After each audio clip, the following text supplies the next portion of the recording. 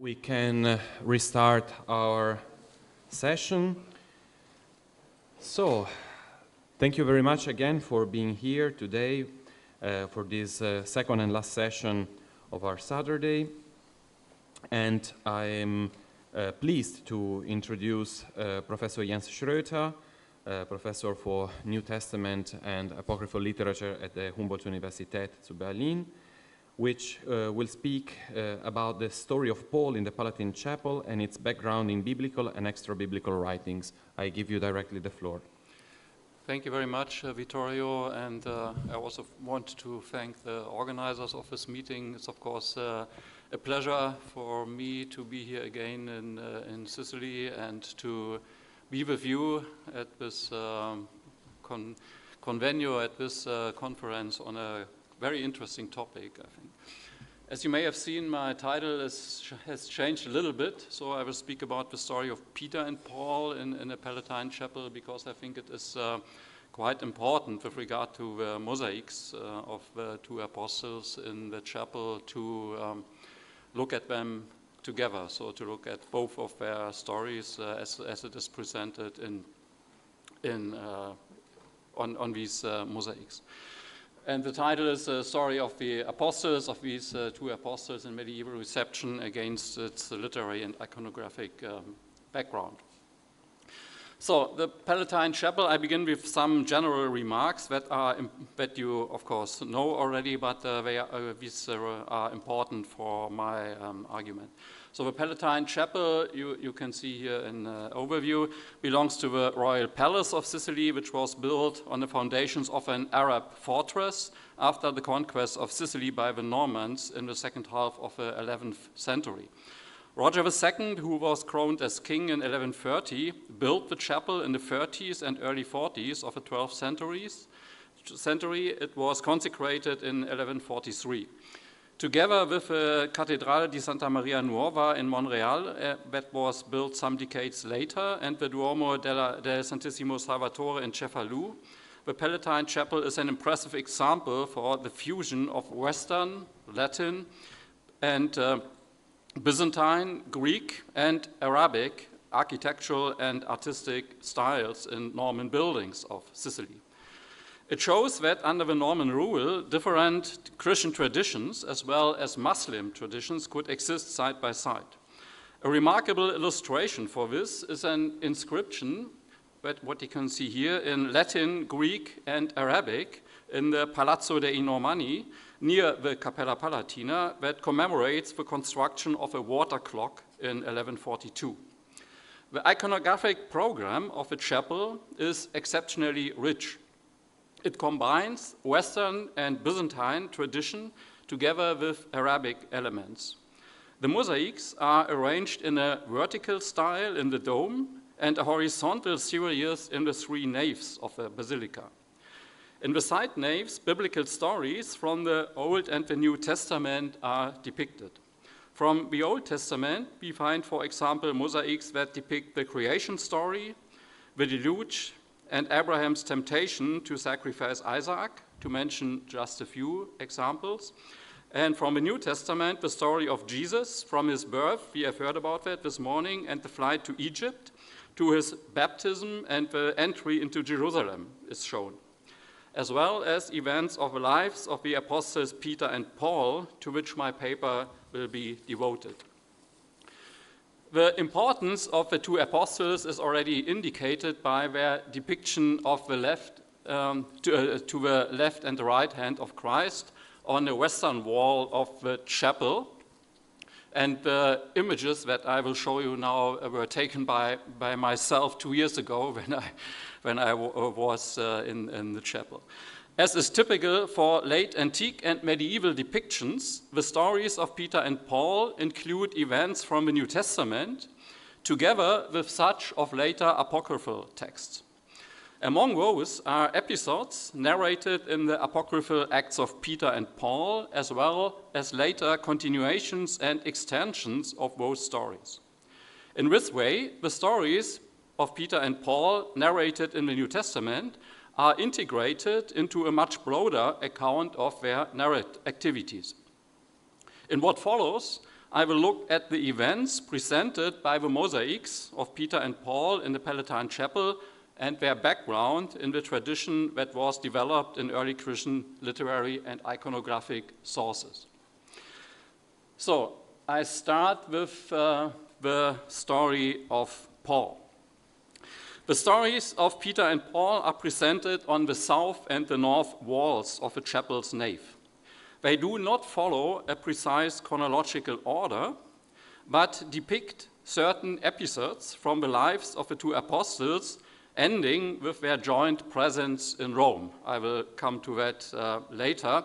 And it is quite interesting, and that will be the main content of what I will, of what my paper will be devoted now. It's very interesting which episodes are selected for the presentation of the two apostles. The mosaics on the northern wall begin with the story of Paul. And here you have one image. I will just explain a bit more closely what is depicted here on these mosaics. These mosaics begin on the northern wall with the story of Paul, who until his conversion is called Saulus on the inscriptions that belong to the mosaics. The first episode is the authorization of Paul by the Jerusalem Sanhedrin to persecute the Christians.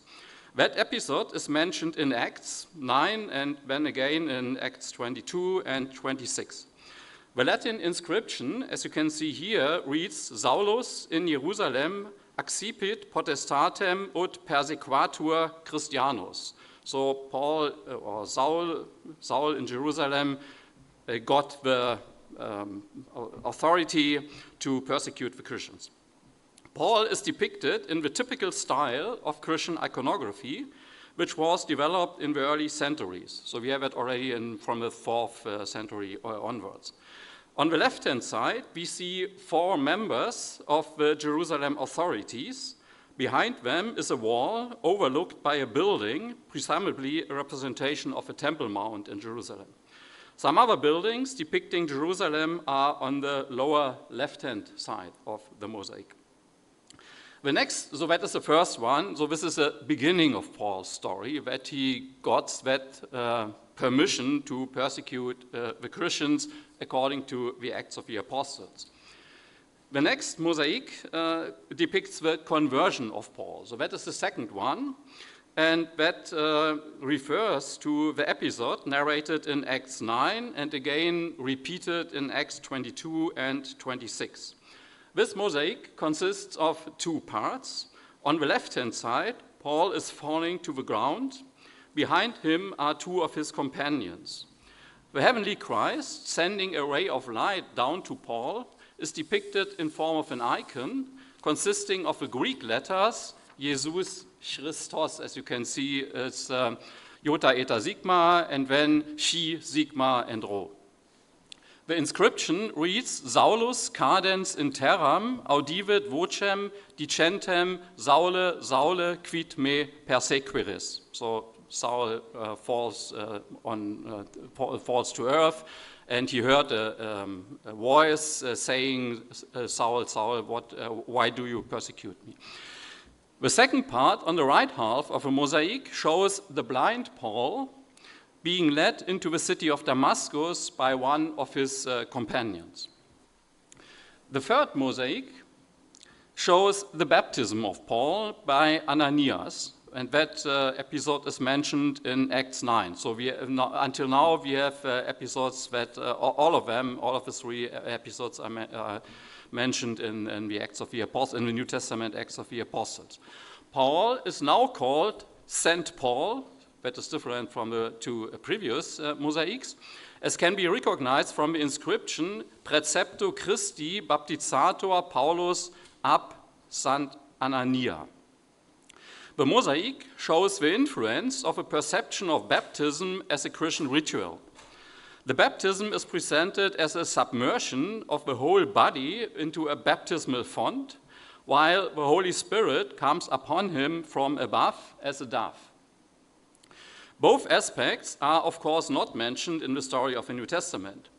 Behind Ananias stands a man in a white garment, perhaps a deacon, who carries a candle that was used in the baptismal rite of the church, symbolizing the meaning of baptism as illumination, mentioned already by early Christian theologians such as Justin Martyr and Clement of Alexandria. And the last mosaic, related to Paul alone, shows his preaching to the Jews in the city of Damascus and his flight from there. This episode is told in Acts 9, verses 19 to 25, and an allusion to the flight can also be found in 2 Corinthians 11. So we are still in the New Testament, and these episodes are selected from the New Testament, mostly from the Acts of the Apostles. As can be seen from these episodes that I have just mentioned, the story of Paul, told by the mosaics, focuses on the events that led to his activity as a Christian missionary. His conversion, so first the permission to persecute the Christians, then his conversion, then the baptism, and then his initial proclamation. Episodes of his later activity, such as, for example, his preaching in cities like Athens or Ephesus, or his imprisonments in Philippi or other places, by contrast, are not presented. However, as we will see, Paul appears again on 3 mosaics together with Peter in Rome. So to that I will refer at the end of my paper. So that is on the northern wall, the first mosaics related to the story of Paul. The story of Peter, told by the mosaics, begins on the southwestern wall with a depiction of his liberation from prison, according to Acts 12, verses 6 to 10. So that is the first thing what is depicted here about Peter. The inscription says, Praecepit angelus Petro ut cito sorgat et velocita e carcere exeat. So the angel freed Peter, and then he went quickly out of the prison. The mosaic shows Peter, who is called Sanctus Petrus, sitting in prison with chains on his feet, and the angel who appears to him and asks him to leave the prison. The sleeping guards can be seen below. The next mosaic is an immediate continuation of this event. It is located in the southwest corner and shows Peter, who is led by the angel to the city gate of Jerusalem to go to Ostia. The inscription says, Sesciens liberatum per angelum, Petrus secure vadet ad Ostium. So when Peter recognized that he was liberated by the angel, he went to Ostia. This is probably, or perhaps, an allusion to Acts 12:17, where it is told that Peter left Jerusalem and, as Luke says it in Acts 12, he went to another place. Perhaps that is an allusion to this remark in the Acts of the Apostles. The other parts of the story of Peter are to be found on the other wall, now on the opposite wall of the nave. They consist of 3 mosaics showing the healings of Peter told in the New Testament. So that is the lame at the Jerusalem temple gate, together with John, John the Zebedee, who is depicted behind Peter. Perhaps you can see it here on the left-hand side of the mosaic. That is from Acts 3. Then the paralyzed Aeneas in Lydda and the healing of Tabitha, who has died. Both of these later stories, so the healing of Aeneas and the healing of Tabitha, are from Acts 9. So we have also elements of the story of Peter from the Acts of the Apostles. So the story of Peter, told by the mosaics, is therefore focused on his liberation and his healing activity. Other aspects, such as his preaching to the Jews of Jerusalem, the punishment of Ananias and Sapphira, and also the crucifixion of Peter, are not presented in the chapel, which is quite interesting. The stories of the two apostles told so far by the mosaics are therefore focused on events by which they were enabled by God to become Christian missionaries, as well as their activities as a preacher and a healer. The main literary source of these events told so far is almost exclusively the New Testament Acts of the Apostles, whereas other traditions do not appear. The remaining three mosaics are different. They focus on Peter's and Paul's joint presence and activity in Rome, and they depict the following events. The first of these three mosaics shows the encounter of Peter and Paul near Rome. The apostles embrace each other, as you can see it, while to the right of them we see one of the believers who had accompanied Peter. As the inscription says, the image refers to the event that Peter, together with some other Christians, went to the Appian Forum and to Tres Tabernae, two places to the south of Rome, mentioned in Acts 28:15. When Paul saw them, he thanked God and became confident. Although Paul's coming to Rome and the two places to which Christ believers came to greet him are mentioned in the Acts of the Apostles, so in Acts 28, Paul comes to Jerusalem, and there are brothers, Adelphoi, coming from Jerusalem to the Appian Forum and to Tres Tabernae to welcome him. So these events are told in the Acts of the Apostles, but according to the New Testament, Peter and Paul meet only twice in Jerusalem, never in Rome. The first one, 3 years after Paul's conversion, when he went to Jerusalem to meet the apostles there, according to Galatians 1:18, and the second time at the Jerusalem Council, according to Galatians 2 and Acts 15. So these are the two events mentioned in the New Testament where Paul met Peter, or where Peter and Paul met, while their meeting in Rome is a later embellishment of their story. According to the early sources about Peter and Paul, such a meeting would have been impossible. In the Acts of the Apostles, Paul comes as a prisoner to Rome, whereas the last mentions of Peter in the Acts of the Apostles refer to his presence in Jerusalem. For whatever reason, Luke, so the author of the Acts of the Apostles, the New Testament Acts of the Apostles, does not tell his readers where Peter went from Jerusalem and whether he came to Rome at all. The early sources on the relationship between Peter and Rome are quite ambiguous. In the New Testament, there's only a vague link between Peter and Rome in the pseudonymous letter 1 Peter, which mentions Babylon as the place of its composition, 1 Peter 5:13. And allusions to Peter's death in Rome can be found not in the New Testament, but in a Greek fragment of the Apocalypse of Peter and in the Ascension of Isaiah. So here we have some allusions to death of Peter, but not these are not clear, explicit remarks. And then remarks in 1 Clement, end of the 1st century, Ignatius' letter to the Christians in Rome, 2nd century, they allude already to the common martyrdom of Peter and Paul in Rome, but these are also only allusions. These sources from the late 1st and the 2nd century apparently presuppose the coming of Peter to Rome, and the latter ones, so 1 Clement and Ignatius, also the common martyrdom of the two apostles, perhaps even in Rome. Another important source are the apocryphal Acts of Peter and Paul. Both writings, so both Acts, were composed in the 2nd century, and although the Acts of Peter mention Paul's stay in Rome at the beginning, an encounter of Peter and Paul is explicitly excluded in the Acts of Peter, since Peter comes only to Rome after Paul's departure from the city.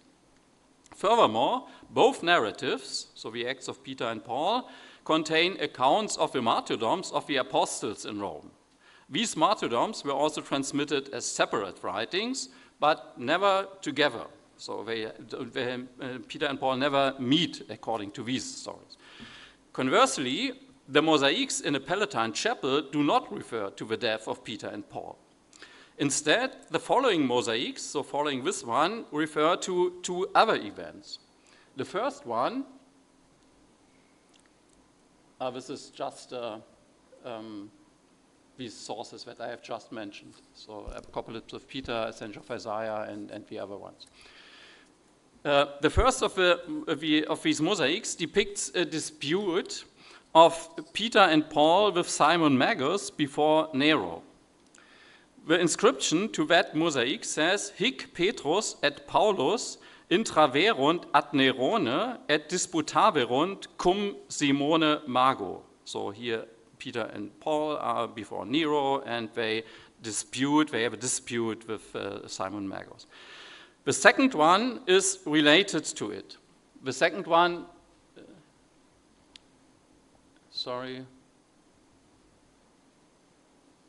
no, that's, the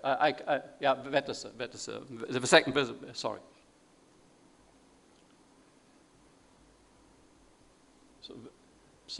So that is the second one. It just showed, I come back to this. Let's just continue here. So the second one is related to it. I come back to that. The second one shows Peter commanding the demons to let Simon fall, while Paul to his right is kneeling and praying to Simon Magus is falling from heaven. One can also see the wooden, let's just go, it's not, it's not in the right. So here I just say some words about that mosaic. So that is the last mosaic that is related to the one that shows Peter and Paul before Nero with Simon Magus. And this one here shows Peter commanding the demons to let Simon fall, while Paul to his right, to Peter's right, is kneeling and praying to Simon Magus, who is falling from heaven. One can also see on the right-hand side here with the wooden tower from which Simon Magus flew into the air over the Forum Romanum. These episodes with Peter and Simon Magus presuppose a particular development in the transmission of the activity of Peter and Paul in Rome. First, in the Acts of Peter, Peter's battle with Simon Magus in Rome is an essential part of the entire story. So the entire story told in the Acts of Peter is focused on that controversy between Peter and Simon Magus. Simon arrives in Rome after Paul's departure and before Peter's arrival, and has already caused, so Simon Magus has already caused unrest in the Christian community of Rome by describing himself as the great power of God. Furthermore, he has announced that he will fly over the city gate. He then actually arrives in a cloud of dust and confuses the Christians with his speeches and activity. Peter's coming to Rome is set in this context from the very beginning. According to a divine commission, he shall go to Rome to defeat Simon, whom he had already thrown out of Judea. The climax of a confrontation between Peter and Simon takes place on the Roman Forum. Simon, who has been put on the defensive by Peter's powerful healings, announces once again that he will fly to the Lord and tell him that he has been wronged. Suddenly, he can actually be seen in the air above the temples and the hills of the city, and Peter calls upon the Lord Jesus Christ to show his power and to stop Simon's activities. Simon then falls to the ground and his thighs breaks into 3 pieces. This is depicted here in this last mosaic in the Palatine chapel. In addition to this story from the Acts of Peter, the mosaics presuppose the relationship of Peter's and Paul's activities in Rome. Early traces, and now I come back to this, early traces to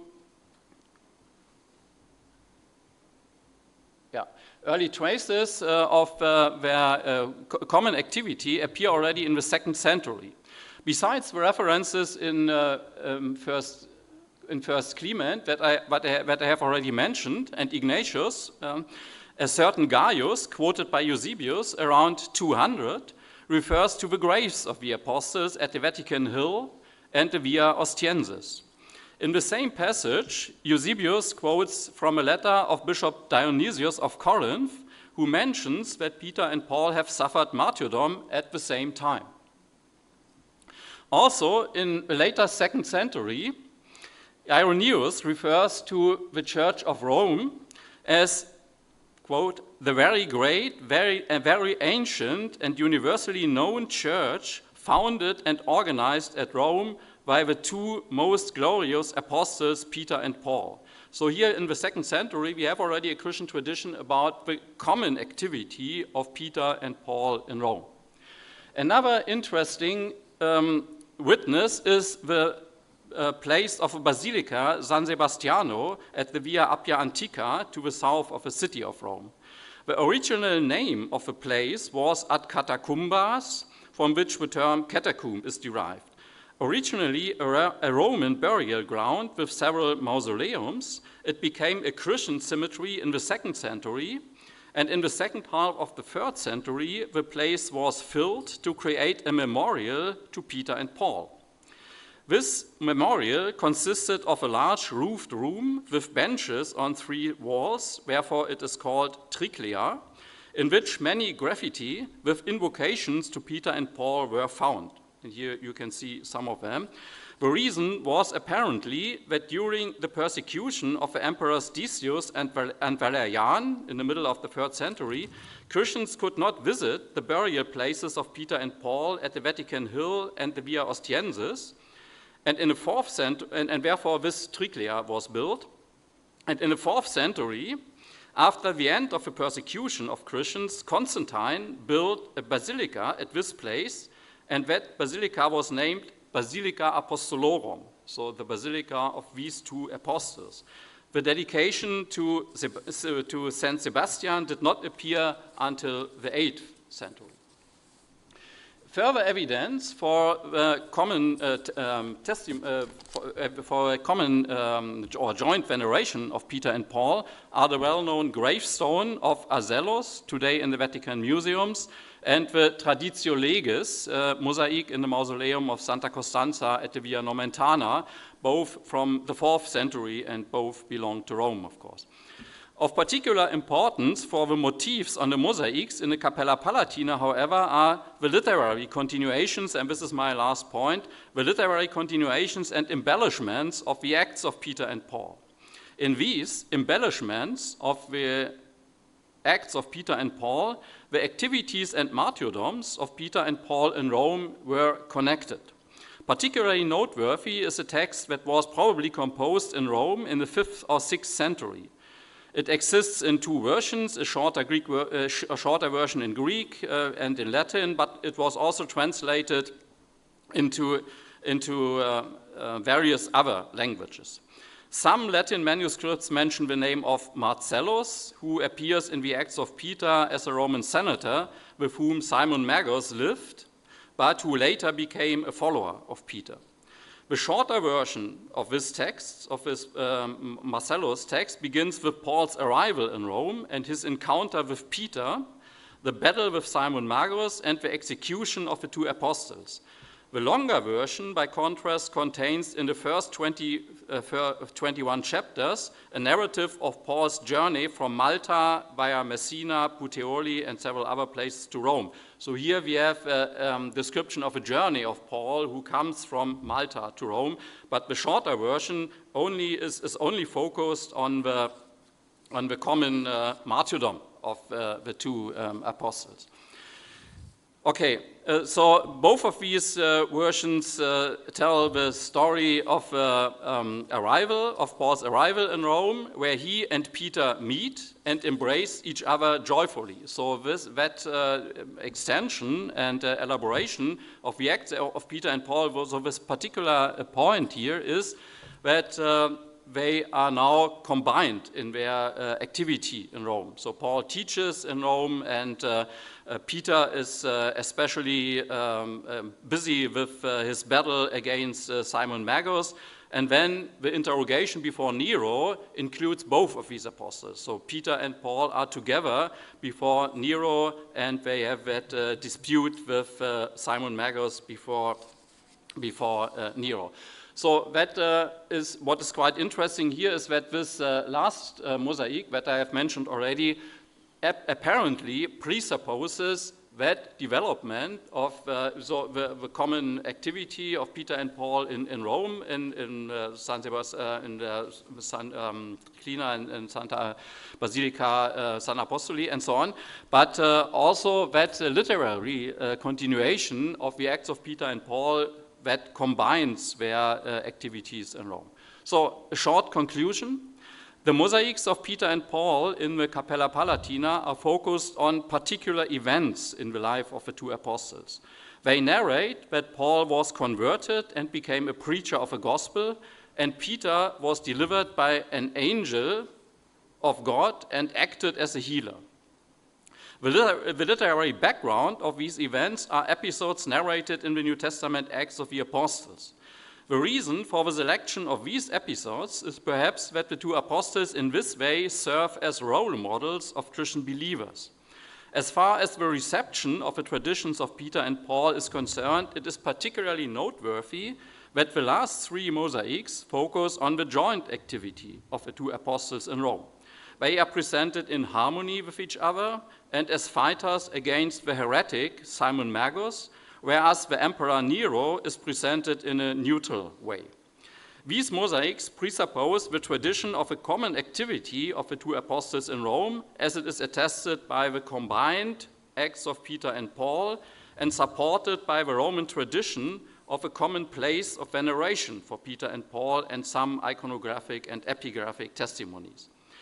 The mosaics in the Palatine Chapel depicting the story of Peter and Paul are part of a much larger program that interprets biblical figures and stories through the combination of Byzantine and Western styles. The observations presented would therefore need to be integrated into a much broader analysis of the chapel's rich iconographic program. But I just wanted to focus here on how these stories of the two apostles are presented in the chapel. Thank you. Thank you very much, Professor Schröter, for this insightful presentation, which gave us also a good overview of the whole cycle relating Paul and Peter in the Palatin Chapel, which bring us also to the next intervention by Professor Danna. So I open the discussion for those who want. Okay, I see. Okay, 1, 2, 3. Okay. Thank Please. you. Can you hear me? Yeah. Yes. So thank you very much. Very, very well done. Let's say. Absolutely. So I have a question about in fact, the life that the two saints represented. And especially if we count the scenes addressed or devoted to St. Paul and St. Peter, they are unbalanced in a way. It seems that in fact we have the story of the two apostles, but then I perceive an emphasis on St. Peter, and I would ask you if you think there is a balance, or if the story are unbalanced, or if there is maybe a preference toward one, namely St. Peter, or not.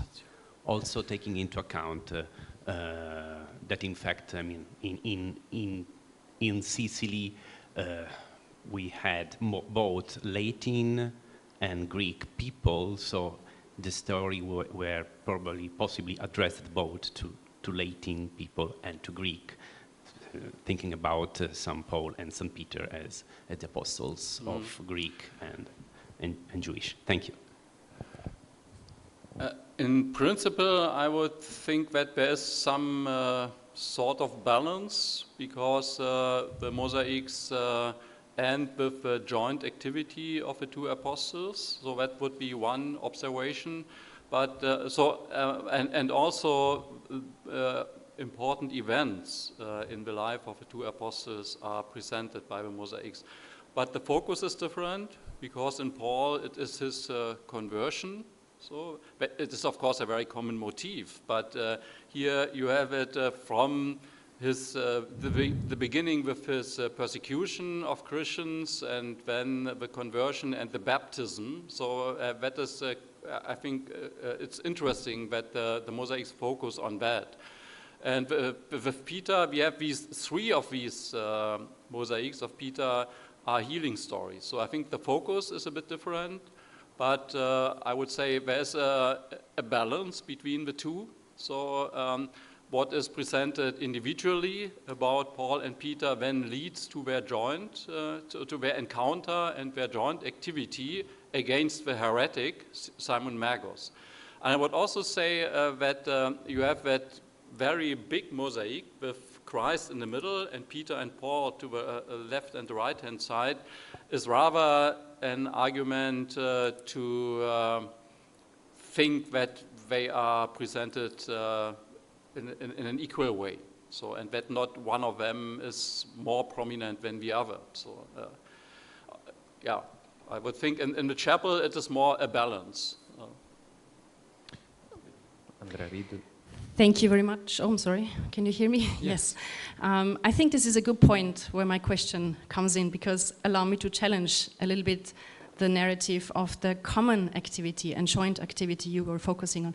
Because my question comes from a church historian who deals with sources also in ecclesiology, basically. And I think it's more often that we have both figures also in these sources, starting with Thomas Aquinas, but also less known authors like, I don't know, Bonacursius of Bologna, for example. So they will refer to both of them, to Peter and to Paul, but they will make a distinction. They will make a difference. And I think also in the last scene you had on your PowerPoint presentation, if you would be so kind to go back to it. So it's the one to the PowerPoint presentation. So the fall of Peter, of Simon Magus. Mm-hmm. So it says, hic precepto Petri oratione Pauli. And in my sources, it was interesting to read the oratio, because in my sources you would have definitely the preceptum. So it would be the thing that is more clear. Peter is always more contoured, because you would say, well, the Pope is referring to Peter. Peter is the Vicarius Christi and all those things. So he has the keys and all those things. But then when it comes to Paul, my sources, a lot of sources would say, well, he is the teacher. He is also the one in court who is presiding the court, because he is the one who is dealing with cause, whatever that is. So this is a very broad sense. So my question from the church historian perspective to the biblical scholar would be, do you have any idea what the oratio is here? I'm sorry, what the oratio is here. So why is it an oratio? Why is Paul the one, and you see him, he is the one praying, but the one who is giving the order that Simon Magus is falling is Peter. So I would say there is a distinction between the two of them. There's certainly, thank you for that question. Of course, there's a distinction, that is quite clear. But I think here the reason is not that Peter is the predecessor of the Pope, but the reason here simply is that in the continuation of the stories of Peter and Paul, in the literary sources, you have that combination that Peter and Paul have a joint activity. So the acts of Peter and Paul are joined, or combined. They are not separated as in the 2nd century. They are now combined, and they have a joint activity in Rome. And one important content of that joint activity is the battle against Simon Magos. And that episode that is depicted here is told in that text. And that text tells that Peter is praying to the Lord Jesus Christ, that he now shows his power and lets Simon fall from heaven to earth. And Paul is kneeling beside Peter and praying. So Peter here, it's not entirely correct. So Peter is telling the demons who are flying here, you can see them, so the two red figures to the left and right hand side of Simon Magus, these are the demons, and Peter commands the demons that they let Simon Magus fall down, and Paul is kneeling to the side of Peter and is praying. So that is just a depiction of that narrative, of that episode that is told in the martyrdom of Peter and Paul. And we have it, I only refer to that shortly because we have another paper on that, but that so-called Pseudo-Marcellus text that is preserved in a Greek and a Latin version. It's a bit complicated history of its transmission and so on. But in that martyrdom of Peter and Paul, that story is told. And I think that is the reason why it is depicted in such a way. Yes. Professor Niklas. So, thank you very much. Now, did I understand you correctly that besides the Peter and Paul in front on the side of Jesus, this is a whole Peter story in the Capella Palatina? Because if this is the case, this is a Peter who is not a fisherman, whom you could relate to leading the church. This is a Peter without keys. This is a Peter with a lot of miracles, like all the other saints make lots of miracles. So is this maybe also something like an ecclesiological statement, so that the two apostles in a certain way come together? But this is, even if the last stories play in Rome, this is not really a Rome or papal Peter. No, that's true. So, as I said, the episodes are very selective in both cases, and if you enter the chapel, you see them. They are on the southern in the southern nave. You have first these mosaics of Paul, and then it's immediately continued by the mosaics on Peter. And the first thing that is told on Peter by the mosaics is his liberation from prison. Yeah. So that is the first thing. And then it is very much focused. So what is he doing after he was liberated? He is healing.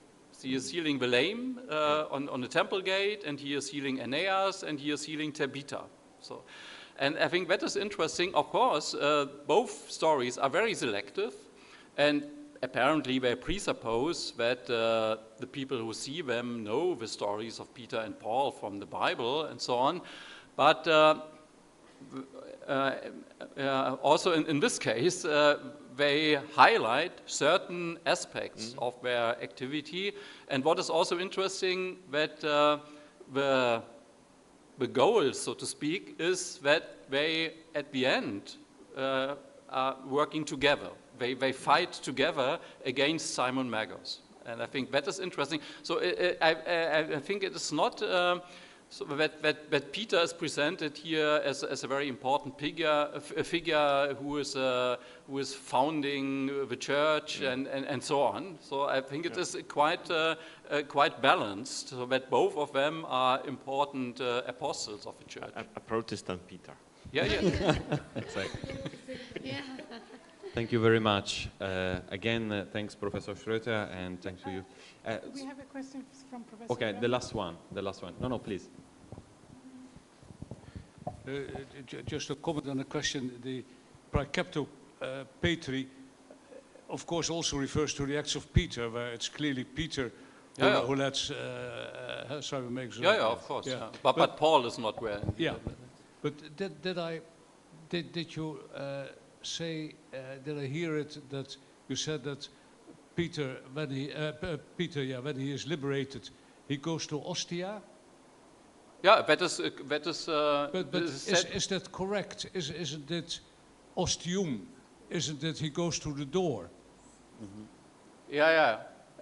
Because I think this is a reference to what Otto Weinreich. At ostium, Otto Weinreich once wrote an article about that this miraculous liberation and the doors open. Yeah, it's correct. Yeah. So perhaps I was wrong here. Okay. Yeah. Thank you. Yeah. Thank you very much. Again, I think we can thanks again Professor Schröter for this presentation. And I invite the next next guest, Professor Alberto Danna from University of Roma Tre, and he will continue, so to say, to enlighten us about narratives about Peter and Paul, and in particular relating to the narrative of the pseudo Marcellus. Thank you very much, Professor. Thank you. Certo. Grazie. La presentazione. Sì.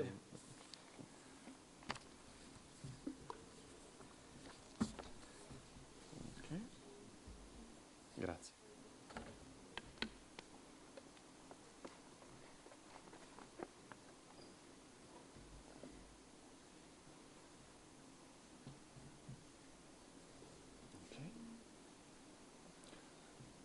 Okay. Yes, qui c'è l'acqua. Grazie mille. Okay. A 5 minuti faccio un segno. Sì. Allora, intanto in italiano ringrazio moltissimo gli organizzatori di questo convegno, in particolare Emanuela Valeriani e il presidente della sessione per questo invito. Well, thank you very much. And I beg your pardon for my English pronunciation. The title is The Palatine Chapel and the Pseudo-Marcellus Narrative about Peter and Paul. The decoration of the Palatine Chapel clearly conveys the sense of kingship and triumph. Just as Christ's death on the cross is not depicted in these mosaics, so too is the martyrdom of Peter and Paul absent. The stories of the two apostles are developed visually on the mosaics of the two lateral aisles. Of the 6 scenes present in the northern aisle, the 3 closest to the transept concern both apostles. These 3 panels depict 3 supposed events from the lives of Peter and Paul. Let us examine the images. In the first panel, Peter and Paul embrace. An edifice and a richly dressed figure holding a scroll whose identity is not explicitly stated are also visible. In the second panel, Peter and Paul associated dispute with a figure identified by the caption as Simon Magus. The position of the adlocutio, held by Peter's right hand and Simon's, indicates the intensity of the controversy. Emperor Nero observes the dispute, acting as arbiter. His authoritative role is emphasized by his raised right index finger. In the third panel, in the foreground, Paul prays on his knees. Behind him, Peter stands and invokes the name of Christ, as indicated by his right hand forming the digital abbreviation gesture IC, he, C for Jesus Christos. He has just ordered the 2 demons, depicted above, to let Simon Magus fall, who is identified by the caption. In the background, elevated in position, a stylized structure is clearly visible, interpreted as a wooden tower. These scenes are undoubtedly linked by the presence of both apostles in all 3, and of Simon Magus in the second and the third. However, the connection between them and the chronological sequence of episodes, arranged from the left to right, is confirmed by a clear clear literary reference. The first episode, the embrace, could theoretically have been depicted independently of any desire to refer to a specific literary source, as will be discussed. Yet, the second and third scenes unmistakably refer to the Passio Sanctorum Apostolorum Petri et Pauli, known as by pseudo Marcellus. The Passion of Peter and Paul recounts the legendary events surrounding the final phase of the apostles' lives, their deaths and their burials. In the Latin tradition, it is attributed to Marcellus, a prominent figure in Petrine lore. He appears as a protagonist in the ancient Acts of Peter and in the martyrdom of Peter attributed to Pope Linus. In the Passio, Marcellus is named among those responsible for Peter's burial. This attribution is supported by several manuscripts and notably by Jacopo da Varazze's Legenda Aurea, which refers to the Passio with the formula ut testatur or ait Marcellus. The work is structured in three main sections. Chapters 1 to 10, introduction. Paul arrives in Rome, where Peter is already present. The two have a moving encounter and embrace.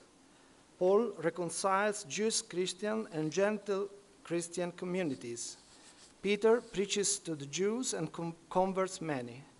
Both apostles achieve in numerous conversions among pagans.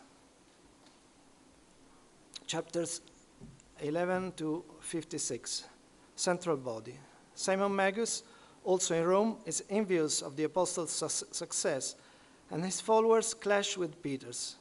Nero, informed of the conflict, summons the apostles and the magician. Before the emperor, Peter and Paul confront Simon through miraculous acts and verbal disputes. Among these, Simon conjures ferocious dogs to attack Peter, who tames them using blessed breadcrumbs hidden in his leaves.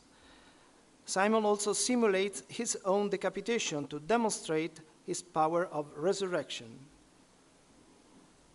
The dispute culminates in Simon's famous flight over the city. Nero has a wooden tower erected for him in the Campus Martius, from which Simon launches into the air, sustained by demons. Peter, while Paul kneels in prayer, invokes Christ to command the demons to abandon Simon, who then falls onto the Via Sacra, shatters in 4 parts, and dies. Chapter 57-66, epilogue. Nero waits 3 days in vain for Simon's resurrection and then orders the apostles' execution. Following the advice of Prefect Agrippa, Paul is beheaded on the Via Ostiensis and Peter is crucified upside down at his own request. He is buried near Naumachia in the place called Vatican by holy men from Jerusalem and by Marcellus. Nero flees and dies miserably. Some Greeks attempt to steal the apostles' body, but fail due to an earthquake. The remains are temporarily moved in loco quidicitur catacumba and finally returned to the Via Ostiensis and the Vatican. The Passio reworks and integrates earlier canonical and apocryphal tradition concerning Peter and Paul. A literary analysis of the text reveals numerous narrative inconsistencies, abrupt transition, duplication, repetitions that reflect the complex and not always successful editorial process behind its composition. Nonetheless, the result is not devoid of originality. The Passio represents the first attempt to construct a coherent and unified Roman legend of Peter and Paul, closely associating the two figures in evangelization, in their struggle against Simon Magus, and in their martyrdom. Prior to the Passio of the Pseudo-Marcellus, 2 separate accounts of the apostles' death existed. On the one hand, the final section of the ancient Greek Acta Petri, reworked in Latin by the Martyrium Beatri Petri Apostoli attributed to Pope Linus. On the other, the final section of the ancient Greek Acta Pauli, also reworked in Latin, by Martyrium Beatri Pauli Apostoli attributed to Linus. Paul is mentioned 3 times alongside Peter in the Passio of the Pseudo-Gesippus, circa 375, but is not integrated into the narrative, which remains entirely focused on Peter. Before the Pseudo-Marcellus, it was Peter alone who confronted Simon Magus in ancient Acts of Peter and in the Passio of the Pseudo-Gesippus, without Nero's presence. Moreover, Nero condemned only Paul in the ancient Act of Paul and in Pseudolinus, while Peter was sentenced by Prefect Agrippa in the Acts of Peter and in Pseudolinus. Only the Passio of the Pseudo-Gesippus begins to portray Nero as Peter's persecutor. Beyond these structural changes to the legends, many details from earlier accounts are omitted or transformed by the Pseudo-Marcellus, who also introduced new elements. In relation to the scenes of the Palatine chapel, it is worth noting the meeting of the 2 apostles with the famous embrace is described only by the Pseudo-Marcellus. Simon begins his flight from an elevated place in the Acta Petri, from the Capitol in the Passio of the Pseudo-Gesippus, and from a wooden tower only in the Passio of the Pseudo-Marcellus. Simon flees to Cur in the Acta Petri, flees with wings in the Pseudo-Gesippus, and is sustained by demons in the Passio by Pseudo-Marcellus. Simon falls due to Peter's prayer in the Acta Petri, with Peter standing in Pseudo-Gesippus, and due to Peter's invocation and Paul's kneeling prayer in the Passio by Pseudo-Marcellus. There is no doubt, therefore, that the closest literary reference for the 3 scenes of Peter and Paul depicted in the Palatine Chapel is the Passio by Pseudo-Marcellus, both in terms of content and narrative sequence. The earliest certain attestation of the unified legend of the 2 apostles, as presented in the Passio, is found in the Chronica of Sulpicius Severus, composed between 400 and 403. The Passio thus likely dates to the late 4th century. It fits perfectly within the movement for the joint celebration of Peter and Paul, closely associated and exalted above all other apostles as founders, through their martyrdom, of the universal primacy of the Church of Rome. This movement, strongly promoted from the time of Pope Damasus, served not only theological but also anti-Constantinopolitan purpose, and it is attested in numerous literary, liturgical, iconographic, and monumental sources. The Passio by Pseudo-Marcellus can be considered a narrative expression of the Damasian ideology of the Sedes Apostolica, superior to all other churches by virtue of the simultaneous martyrdom of Peter and Paul in Rome. These apostles are linked to both components of the universal church, ex gentibus and ex circumcisione, which are fully represented in the Roman Church, as illustrated in the apse of the Ecclesia Pudenziana and the now partially lost counter facade of the Basilica of Santa Sabina.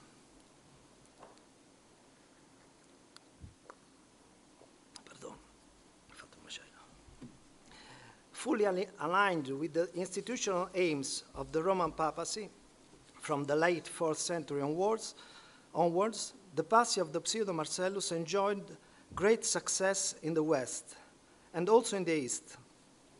Beyond its immediate political objectives, it established itself as a hagiographical account of official and thus reliable memory concerning the final phase and martyrdom of Peter and Paul. What do I mean by the success of the Passio? Firstly, its wide dissemination. This is evidenced by the number of ancient and medieval versions. It was translated into Greek in 2 versions: Coptic, Arabic, Georgian, Armenian, Slavic, and Irish. The Latin manuscript edition is superabundant, with over 200 known witnesses, a number that continues to grow with the publication of new and more detailed manuscript catalogs. Even the tradition of some ancient versions are noteworthy. Over 50 witnesses are known for one of the two Greek versions, and 35 Armenian witnesses have been identified and collated by Sara Scarpellini for her new edition. Secondly, its status as a paracanonical text. Many witnesses are lectionaries, liturgical book, in which the Passio is transcribed for the Feast of the Apostles, beginning with the earliest known Latin manuscript, the Luxeuium Lectionary, written shortly before the year 700. And you see the beginning of the text in the Lectionnaire du Luxeuil. Thirdly, and here the discussion will take us back to the Palatine Chapel, its influence on the visual arts. Alongside isolated citation of episodes from the Passio, we find complete Petro-Pauline iconographic cycles, the richest of which are those of the monastery of St. John in Mustère and in the Cathedral of Sessa Aurunca.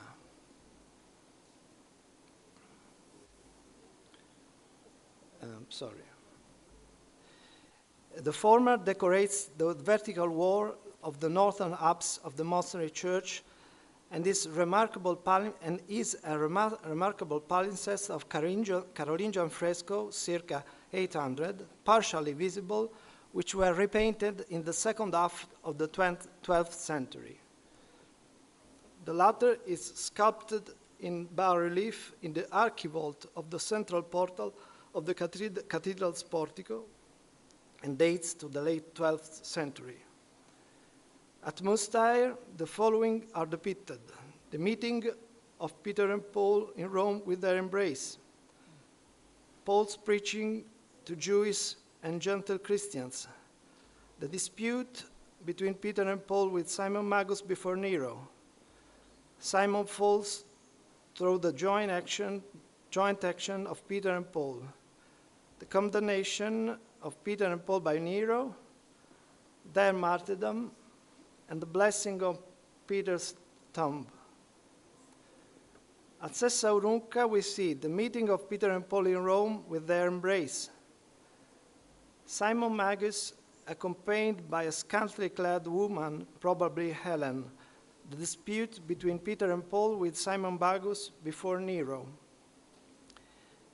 Peter taming the dogs unleashed by Simon, Simon simulated decapitation, and Simon fly sustained by demons from a wooden tower before Peter, Paul, and Nero. Apart from the presence of Simon's companion, and I want to thank my colleague and friend, Professor Giulia Bordi, a professor of medieval art history, who gave me her photos taken in Sessa Aurunca. Apart from the presence of Simon's companion at Sessa Aurunca, a traditional element in heresiological literature, all these scenes correspond to a specific loci in the Pseudo-Marcellus. There are also other cycles with fewer episodes, even representation of single scenes. Back in 2000, Manuela Viscontini carried out a valuable survey of figurative evidence of non-canonical stories of Peter and Paul in the East and West. It shows that the most frequently depicted episodes are the meeting of the apostles who embrace each other, the dispute with Simon Magus, and the fall of Simon Magus. It has the very three that we also find in the Palatine Chapel. The three panels in the Palatine Chapel thus belong to a well-established tradition of figurative hagiography. They do so with their own iconographic characteristics, which art historians identify as Byzantine. However, they also resonate with a phenomenon attested elsewhere in the West from the 12th century onwards, considered by scholars to be of Roman origin.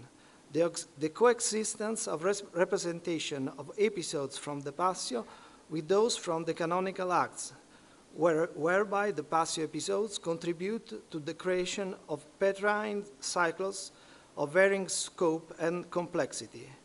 Once again, the most extensive and richly detailed cycle is found in the archivolt of the portal of Sensaurunca, while a much more concise form is identifiable in the fresco that remain in the presbytery of the Church of St. Peter in Tuscania, first half of the 12th century.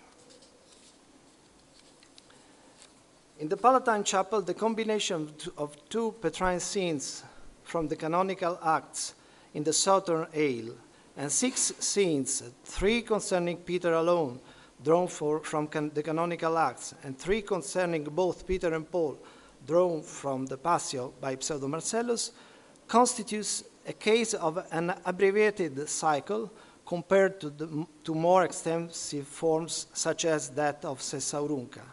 Nevertheless, it also stands out from possible points of comparison due to its peculiarity.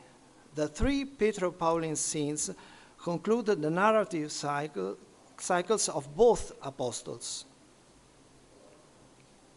Rightly, Viscontini has emphasized the bridging role played by the scene of the embrace, which semantically unites the 2 individual apostolic cycles and lead towards their joint triumph, placed, thanks to the embrace, in continuity with the 2 previous cycles.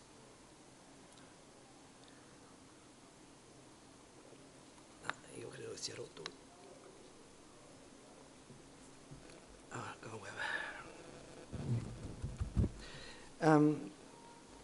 As mentioned,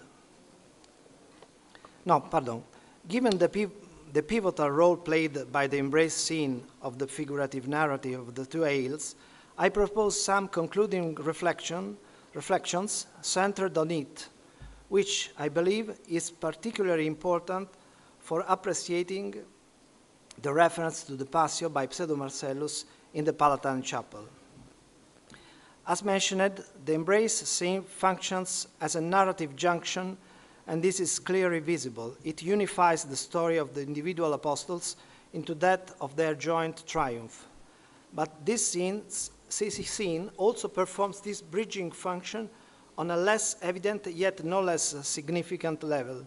It allows the final 2 episodes, common to Peter and Paul, to be placed on the same level of historical and authoritative value as all the preceding episodes depicted in the 2 aisles. That is to say, the embrace panel employs figurative and literary device to affirm the credibility of the final narrative in the northern aisle, objectively absent from the canonical acts, and to confer upon it the same authoritative status as the episodes drawn from Luke's work, the Acts of Apostles. This is achieved, in my view, in 2 ways. From a figurative standpoint, in 2 ways. From a figurative standpoint, through the presence of the character observing the scene beside the apostles. In this, the panel echoes an ancient tradition of representing the embrace. Indeed, other figures often appear alongside Peter and Paul. The figure in the Palatine Chapel mosaic lacks a nimbus and thus cannot be identified as St. Luke, the author of the Acts of the Apostle, who is likely one of the 3 hallowed figures witnessing the embrace in the lost fresco of the Basilica of St. Paul outside the walls. Nevertheless, it is a real, tangible figure positioned outside a similarly real building. He may therefore serve the function of a generic witness, as in the slightly later representation of the embrace in Monreale, where 2 figures observe the embrace and thereby attest to its actual occurrence. The rich garments of the Palatine figure and the scroll he holds may suggest the intriguing hypothesis that he is Marcellus himself, the author of the Passio Petri et Pauli. the illustris vir of the Passio, a senator in the ancient Acts of Peter, and according to tradition, the author of the Passio Petri et Pauli. In any case, the presence of this figure and the embrace at the embrace seems to guarantee the historical reality of the events and, consequently, of the subsequent episodes following the Apostles' reunion.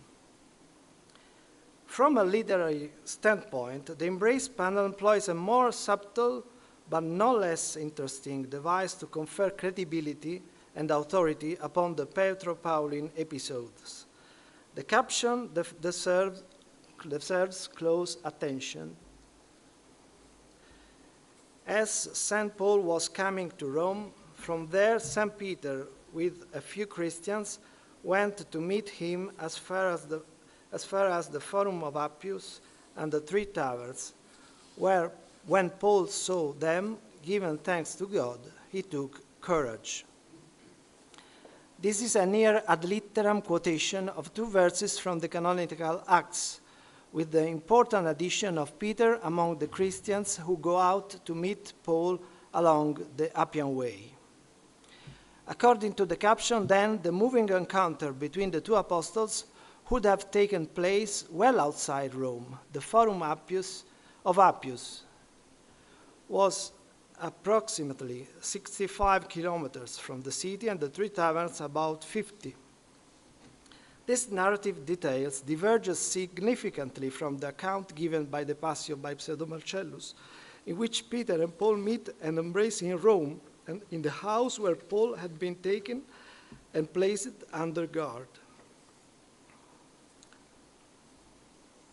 The observer may therefore wonder whether the caption refers to the text of one of the Greek versions of the Passio, the Praxeis, which introduce, in contrast to their Latin model, an initial account of Paul's journey to Rome. However, as in the canonical Acts, even there, Peter does not leave Rome to meet Paul. Rather, in the Praxeis, Peter sends his disciples from Rome, and the meeting between the two apostles takes place in the city. I cite, Peter then, having summoned his disciples who had come to believe, sent them to Paul as far as to Three Taverns, and when Paul saw them, having given thanks to our Lord Jesus Christ, he took courage. Moreover, in this version of the Apocryphon, the Forum of Appius is not mentioned, only the Three Taverns are cited, and the text, besides being in a different language, is more distant from the Mosaic caption than the canonical Acts, which evidently also inspired the Praxeis. In short, Peter's departure from Rome to meet Paul is an original feature of the Palatine mosaic.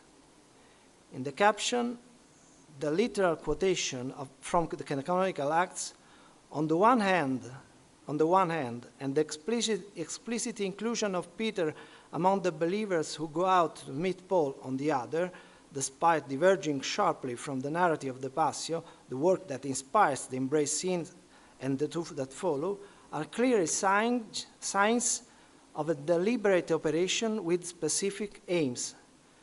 This is, in fact, a retrospective exegetical operation on the text of the canonical Acts, implying that the text should be read with the assumption that Peter was already in Rome, probably as the founder of the community, and that at the time of Paul's arrival.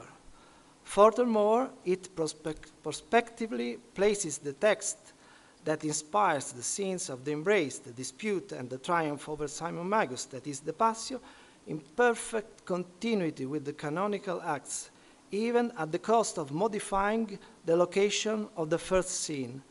This is a cost that the author of the caption is willing to pay in order to produce a single narrative in which the episodes from the drawn from the Passio form a seamless continuum with those from the canonical Acts, and thereby receive the same credibility and authority. In the Palatine Chapel, the apocryphal content is thus fully canonized. Thank you.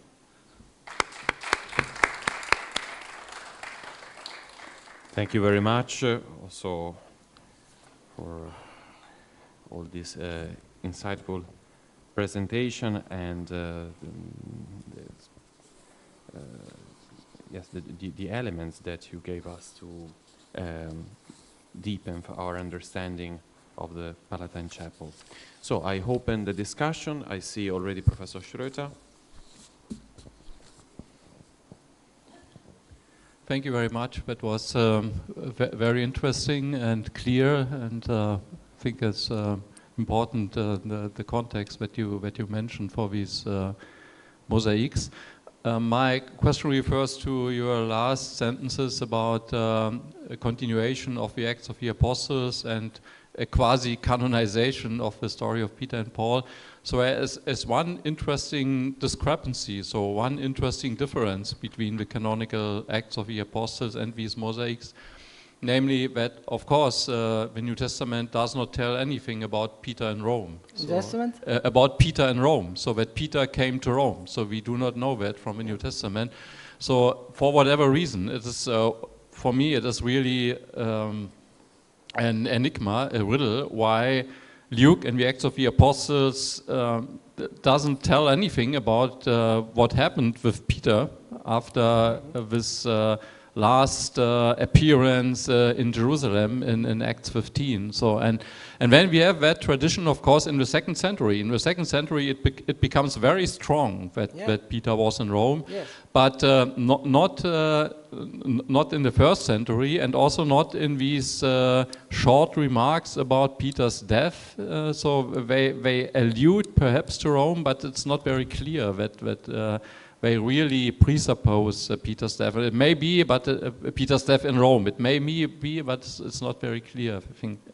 So in a sense, it is a continuation, but it also brings in new elements, namely that Peter was in Rome, and another step is that Peter and Paul met. And that second step is also not where in the Acts of Peter and Paul. So the Acts of Peter and Paul presuppose the presence of Peter and of Paul in Rome, but they never meet in the apocryphal Acts of the Apostles. The separate Acts. Yeah, they are entirely separated. And the Acts of Peter explicitly say that Peter came to Rome after Paul had departed. So and I think that is very interesting in the Marcellus text, and then also in these the relaboration of the two legends in a form that becomes the official legend of the Church of Rome. And there are many causes for this. I'm sure that there are.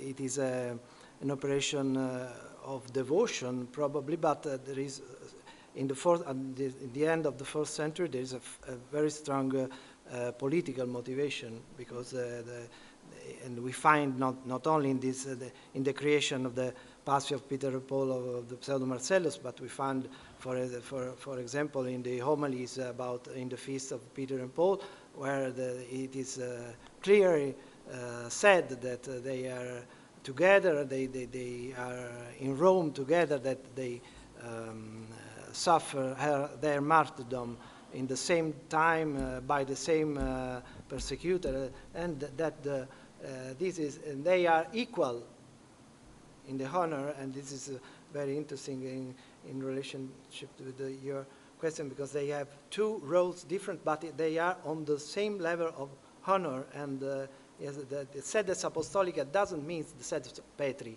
means sedes Petri et Pauli, and this is the moment when the final phase of the 4th century. Yes, Rome needs to affirm her superiority, her primacy above all the other churches. When in Constantinople's in the concile, in the 3rd canon of the concile, affirmed that Constantinople is the second Rome. Yes. Yes. Yes. Maybe these comments were circulating without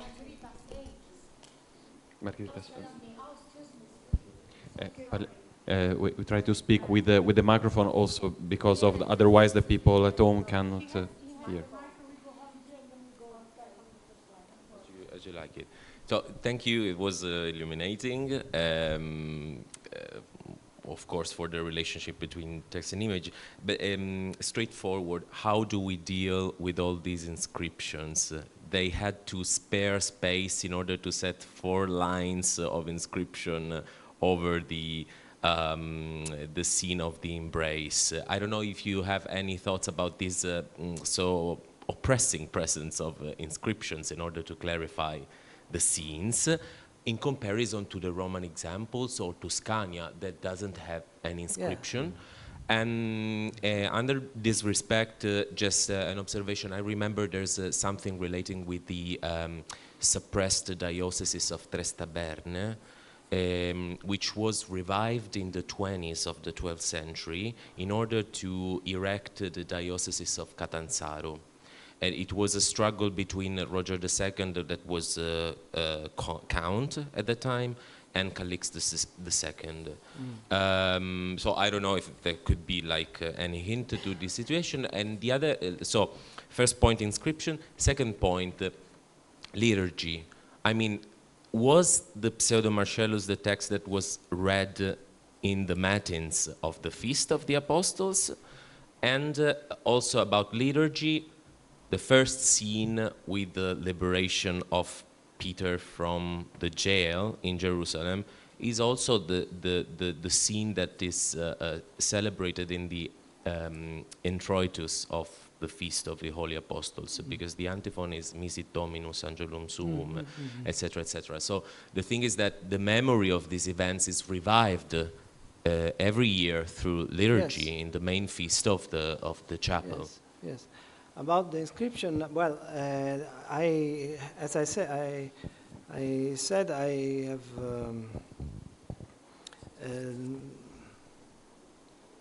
you can. I don't know if you see. Yes. Yes, yes, yes. What I was sono stato impressionato by the fact that it is a citation of the Acts of the Apostles. So it is something that, and the discrepancy with the text, with all the other narratives about the encounter of Peter and Paul, which is always in the Pseudo-Marcellus Latinus and in Greek translations placed in Rome.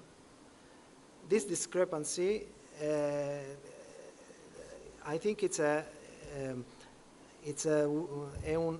may I speak in Italian because it's difficult to explain, but I tried to say this. I can, it's a deliberate operation with specific aims. That is to say, on one hand, an exegetical operation on the on the acts, canonical acts, because you cite the canonical acts, but inserts Peter. So you have conducted, you are invited to read the Acts of the Apostle, thinking that Peter was in Rome. And on the other side, the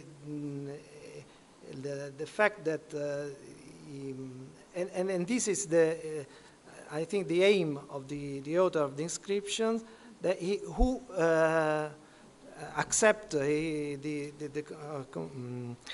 cost of to pay the difference with the legend, the text legend of the Pseudo-Marcellus, to arrive to constitute a continuum perfect narrative from the Acts canonical and the accounts of which he drew from the Pseudo-Marcellus. That's why I have said that here the content of the Apocryphon is canonized, because it's only a unified narrative. Thank you very much. Professor Niklas. Thank you very much about your paper. I like this very last sentence of this point that the apocryphal story is canon, brought closer to the canon. But one could also turn it around and say, in a certain way, these stories also open the canonical story world into the apocryphal.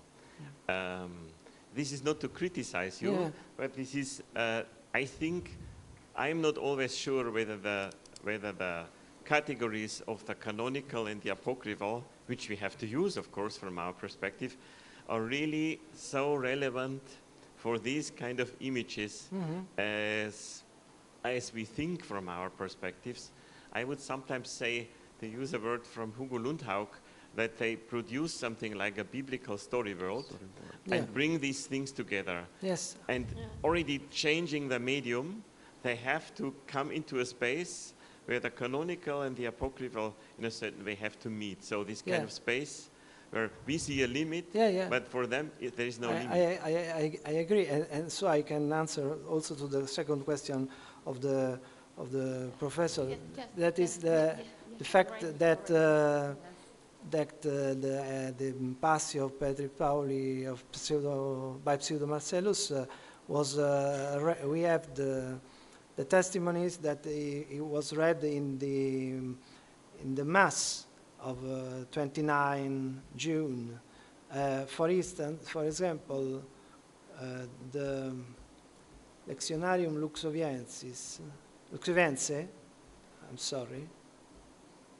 Yes, you see, the text doesn't begin with cum venisset Paulus in urbem Roma, but tempore illo.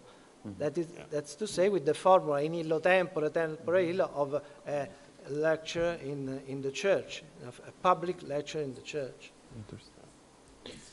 Thank you very much. Margherita, maybe? No,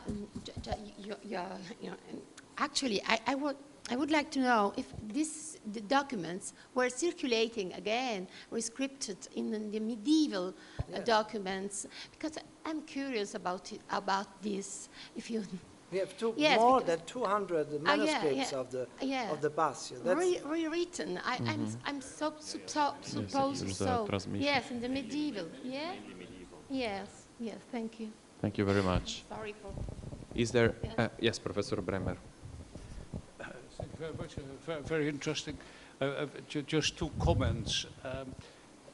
I find very interesting what Jens also stressed, that Paul is away from Rome when Peter comes. So that there's clearly, you have the feeling there's a polemical trust in the beginning. And I think we should remember that the Acts of Peter were written about 190 in my reasoning, in Northern Asia Minor. And it's the time where we, for example, also have a correspondence between Polycrates, the bishop of Ephesus, who says, we have the grave of John. So clearly there is in that area, I would say, a kind of polemic going on, or a kind of competition. Who has the apostles and the claims you can derive from that. So that was my first. And the second point is, I find very interesting this fact that these people, they go out of Rome to meet Paul on the way. Now, this is a kind of ceremony which we find already in Hellenistic times, that when kings arrive for a city, a number of people go out of the city to meet them. But in this case, they go even further out, 50 kilometers. So the author of Acts is overdoing it, but this idea of apanthesis, as it's called, you find also in the beginning of the Acts of Paul, when Onesiphorus and his family, they go out of the city to meet Paul. Interesting. And you can find it in the life of Apollonius of Tyana, and recently I noted it also in the Pseudo Clementines, that people from a city, they go out to meet Peter. So there's an interesting thing which I doubt if it has been noted in the commentaries. It was noted in Daniel Margarat's commentary. Sorry. He explicitly Please use the microphone, otherwise they... Daniel Margarat's commentary explicitly refers to this, ep antesen. So they came from Rome to to meet Paul and to bring him to Rome. So.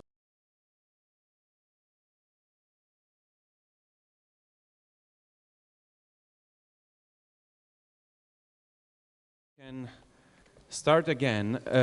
Before we get started, just two information because it's important. Please don't run away after the last presentation, since we have to make a group photo. So it's don't worry, don't run away.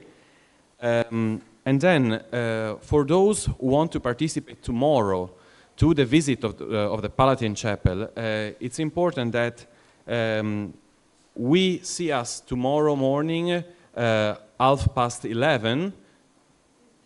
Okay, perfect. 11:15, okay? 11:15, it's in the near of the metro station Orléans. Okay, it's exactly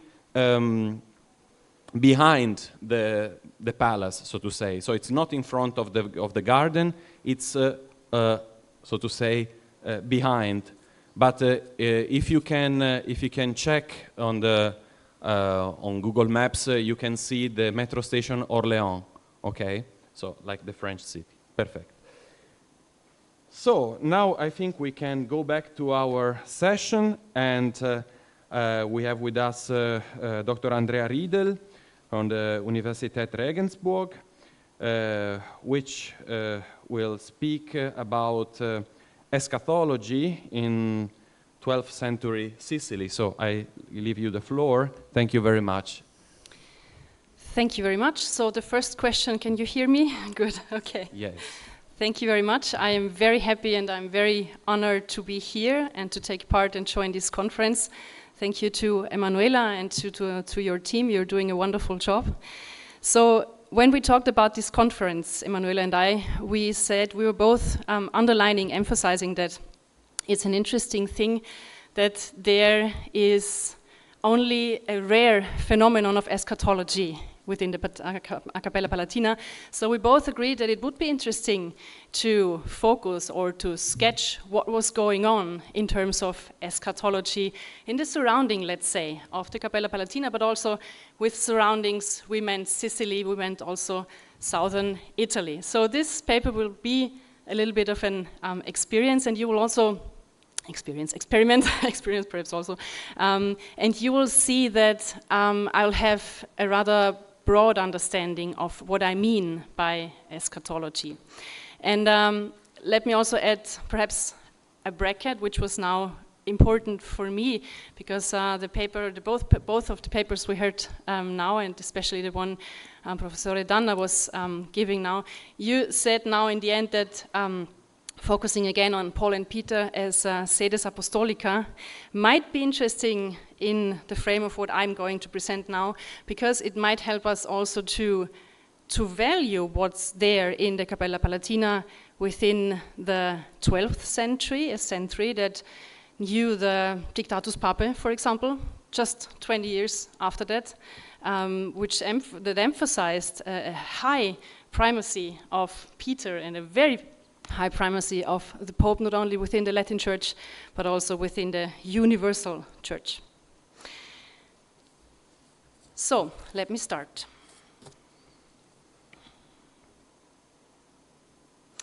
I quote, "The fire sticks to its fuel without respite, but does not consume it. Just as the salamander, a tiny reptile, walks over hot coals without harm to its body, just as asbestos, once it catches fire, burns continuously and is not diminished by the flames, so Etna has burned ceaselessly, since perhaps the beginning of the world, without exhausting its flammable material." End of quote. The author of these words, which taken together form a sermon around the year 1150, is Julien de Vézelay, a monk and reformer of the monastery of the same name, about whom little else is known and of whom 27 sermons are known to exist.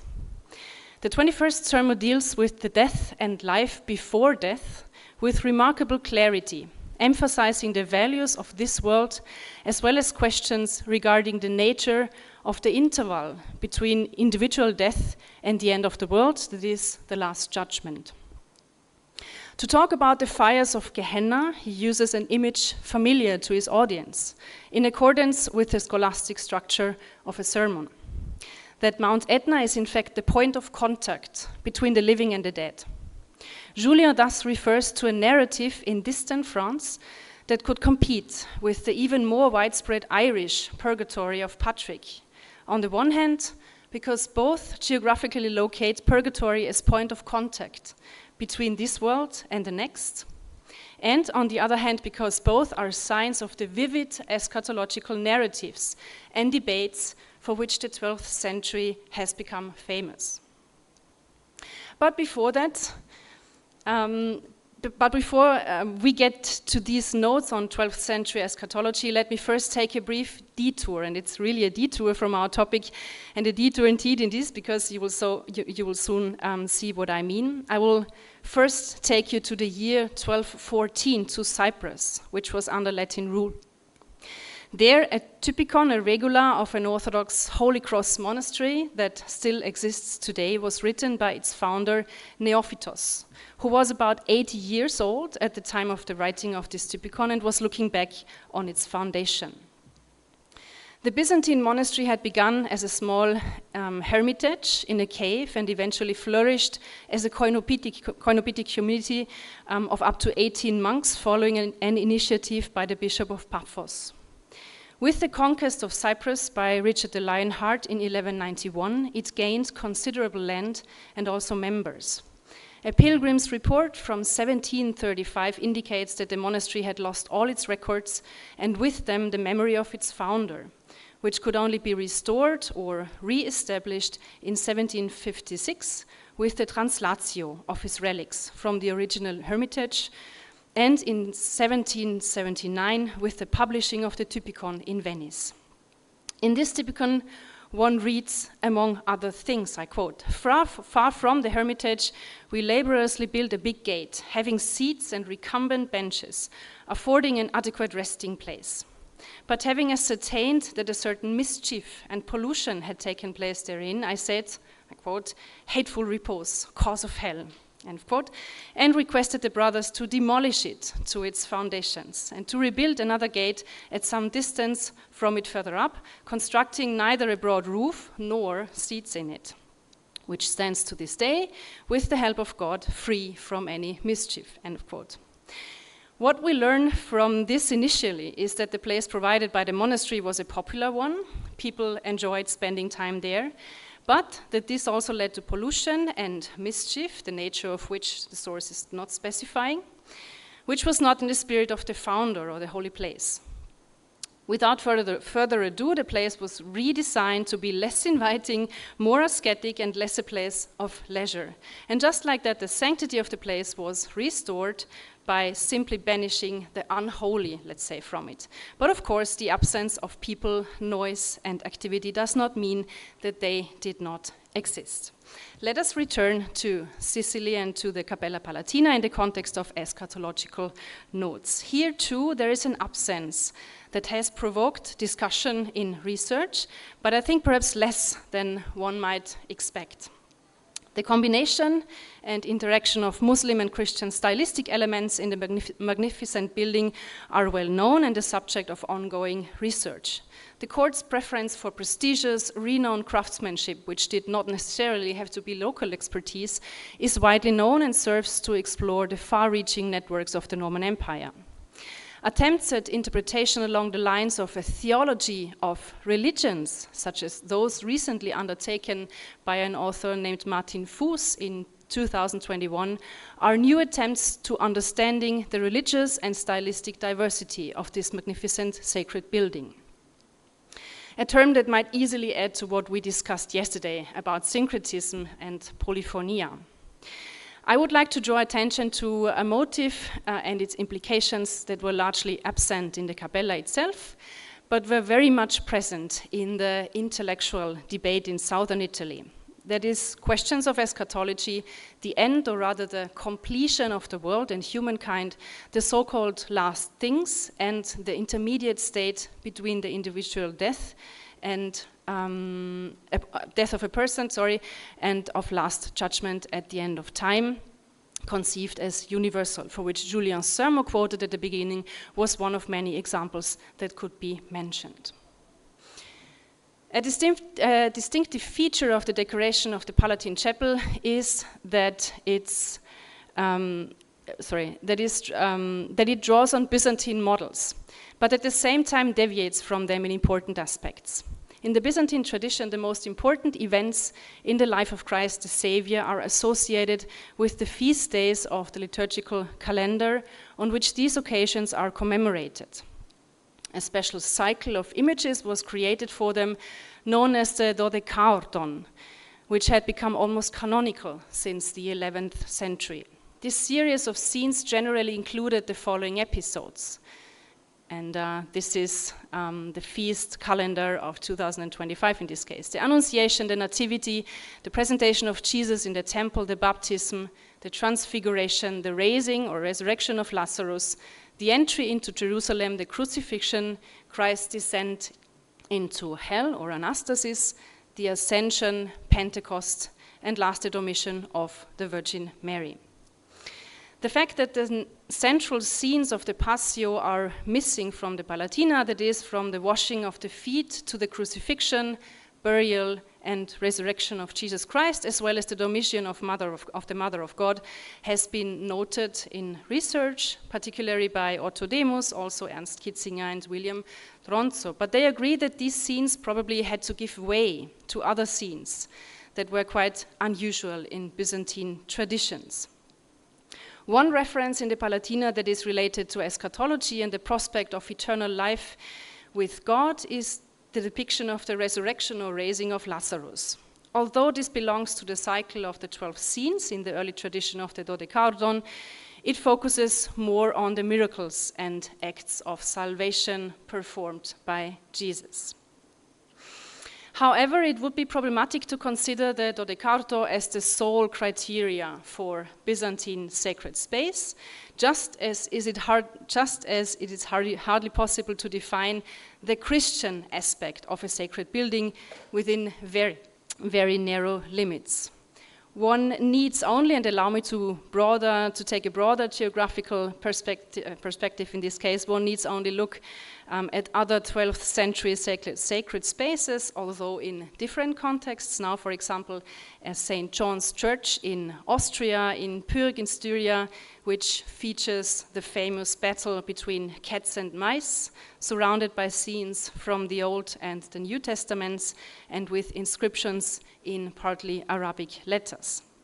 The search for corresponding models led researchers from Egyptian to Romanesque to Byzantine sources without being able to explain the scene conclusively. Or in another St. John's Chapel in Bavaria, in Urschalling, the depiction of a monster dominating the scene conquered by Christ, who opens its mouth with the processional cross and frees the naked people inside, as well as an interesting depiction of the Trinity with the third person drawn as female. A Latin source from Constantinople dating from the mid-13th century, written by an anonymous Dominican and possibly a lector or magister in the newly established convent there, who had made it his mission to study Greek theology as well as language, shows that eschatological scenes could decorate Greek churches beyond the Byzantine Dodecaordo. In his treatise, we read the argument that the Byzantine Church believes in and also teaches a judgment before a judgment, a particular judgment of the individual soul before the universal judgment of all mankind. According to the Dominican, on the walls of Greek churches, he was able to see, among other things, angels of light descending to escort the souls of the saints to heaven, as well as angels of Satan violently tearing the souls of the damned from their bodies and dragging them down to hell. Even if, which is unlikely given the Dominicans' extensive knowledge of Greek theology and the church, Even if he confused this depiction with the Last Judgment, this would be still quite unusual for a Byzantine church.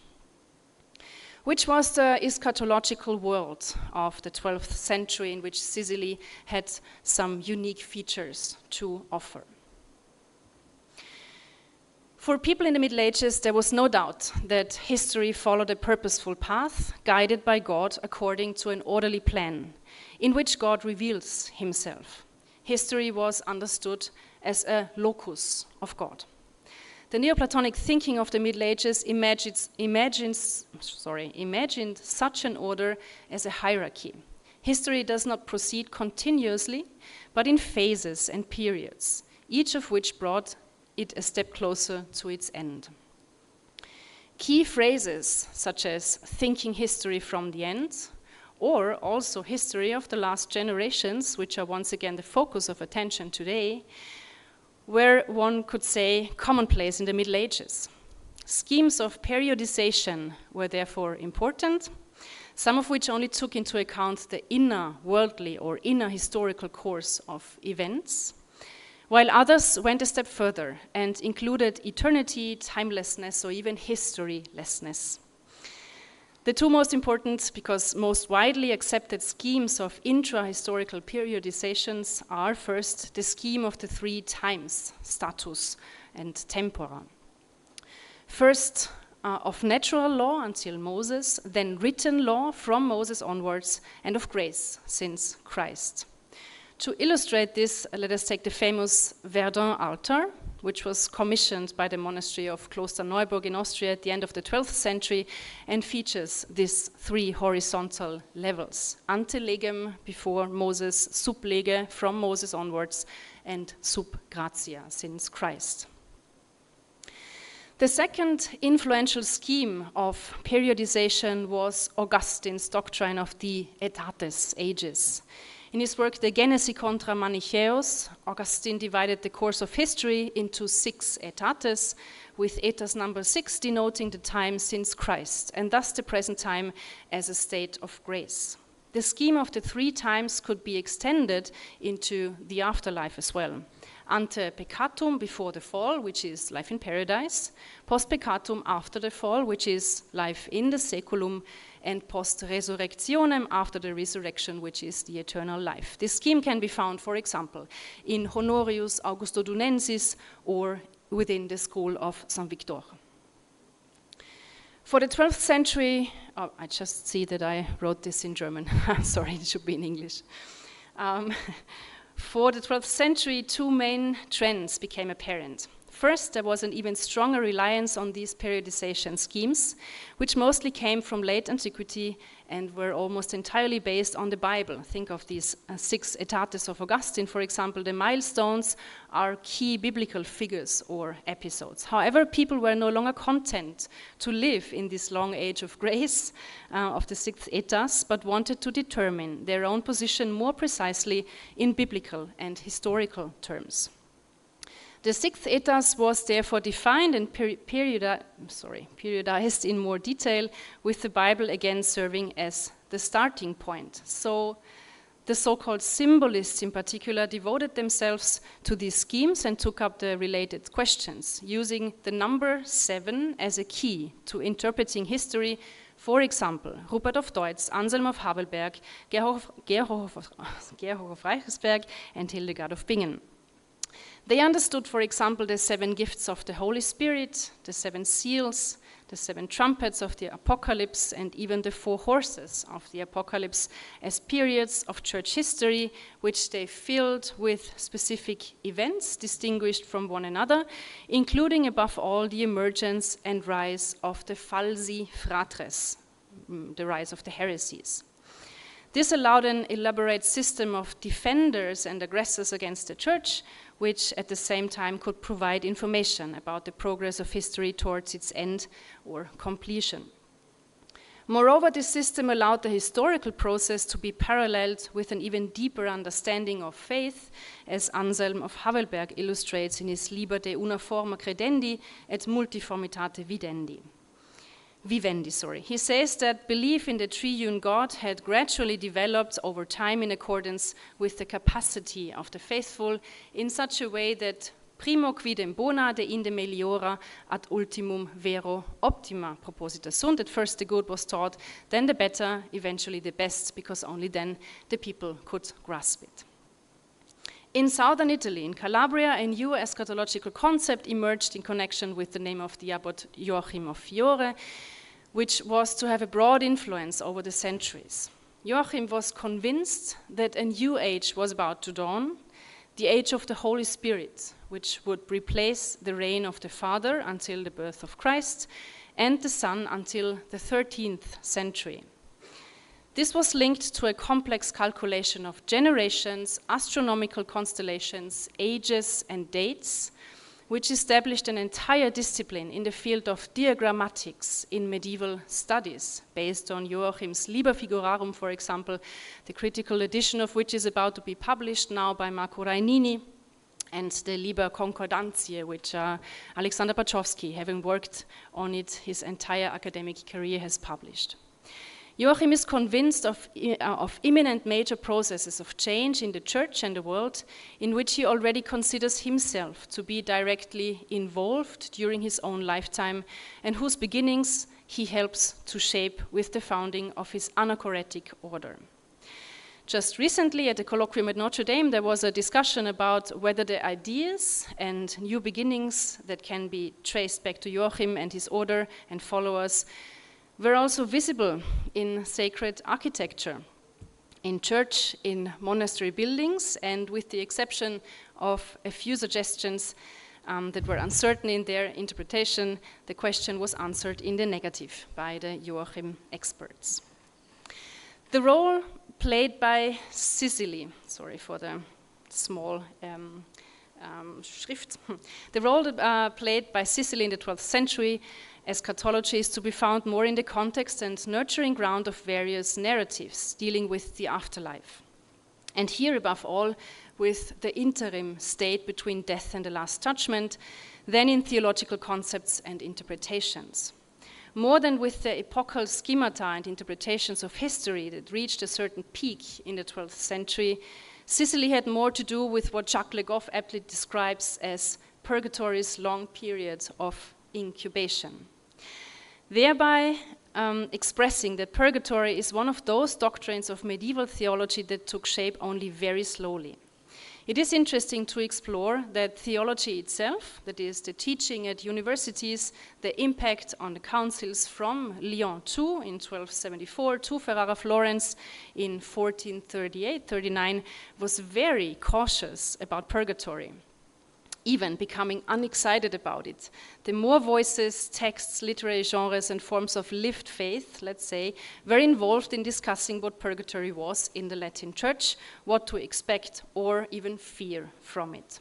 The most important impulse that led to the development of the Roman doctrine of purgatory came from southern Italy, sparked and nourished by the geographical proximity, as well as theological opposition between the Latins and the Greeks, the Latin and the Greek churches. At the point of friction between Greek and Latin theology, a spark was created that led to major developments in ecclesiology, in Trinitarian theology and eschatology, sometimes even leading to very quick steps, such as the development of the papal self-image as Vicarius Christi, endowed with full power in the universal church, plenitudo potestatis. In an essay from 2008, the German historian Rudolf Schiefer characterized the Latin perception of Byzantium as, I quote, accumulation of literary traditions, gross misunderstandings, and bold conjectures which had been increasingly negative since the beginning of the Crusades, end quote. Until the first stirrings of the Crusade movement in 1096, the only opinions in the West about the Greeks from personal experience were nourished in southern Italy. Other than their opinions about the Greeks were based on judgments from tradition that had been passed on with light and shade, as he says, and provided the basis for stereotypes and prejudices. There were positive aspects, though, of this image of the Greek that included respect for the higher education and erudition of the Greeks, as well as an appreciation of the Byzantine imperial tradition and the origin of monasticism. Negative aspects are evident in classifications that cast Greek behavior in a negative light without being very concrete. Often, therefore, the attributions remain vague, which serves their adaptability to different contexts. The Greeks were liars, mendax, vanitas. They were perfidia, involved in all kinds of intrigues, calididates et cavillationes. They acted recklessly and slyly. Levitas and Versutia were arrogant and unpredictable. From 1096, the personal contacts between Latins and Greeks increased and were even required to act together in military matters. This soon became fraught with mistrust, which even led to accusations of heresy against the Greeks in connection with the rivalry over the patriarchal status of Antioch. The fact that Jerusalem was eventually conquered without the contribution of the Greeks, and that Latin dominions established themselves within the Byzantine Empire, led to lasting estrangement that could rarely be bridged from the 12th century onwards. Thus, from the time when the perception of the Greek was no longer mainly based on tradition, new stereotypes emerged, especially in the historiography of the Crusades. These include irritations about military inadequacies like ignavia, molitias, effeminatio, moral weakness, malitia, nequitia, or indignation about an open hostility of the Greeks towards the Latins. The Byzantines' lack of enthusiasm for the Crusades can therefore be considered a strong Latin motive for the growing mistrust in the 12th century. And on the eve of the Fourth Crusade, the Latins had learned that they could expect no support from Byzantium. In a contribution in the year 2005, Metropolitan Ioannis Isioulas described the Crusade movement as shaping the history of the Latin-Greek theological conflict since the Middle Ages. Until now, research had emphasized a negative attitude towards the Greek in Latin Crusade historiography, but not the impact of the Crusades on ecclesiological concepts as main components of church unity. Since the 13th century, the Crusades had been under papal authority based on the foundation of the Decretum Gratiani. Isioulas emphasized the, I quote, political, military, and economic parameters of the Fourth Crusade, but it was primarily and above all a religious phenomenon, end of quote. As such, it was closely linked to the mentality of the Latin Church that recognized and promoted the Crusades as compatible with its concept of Catholicity. The liberation of the Loca Sancta on the one hand and the return of the schismatic brothers and sisters to the Roman Mother Church, on the other hand, thus corresponded to the missionary mandate of a church that, unlike the Greek, saw itself not only as part of, but as the guardian of the unity of the church. Especially in theological sources of the 13th century, this rather self-confident attitude of the Latins can be found. Southern Italy was the exception here and was often referred to as the testing ground for East-West encounters and examined under these premises. It formed an enclave in that alongside an intellectual culture of debate, an observant coexistence of cult and ritual, liturgy and custom was able to develop here, which also contributed significantly to the fact that the knowledge of the Greek language, which was rare in the Latin West by that time, was not completely lost.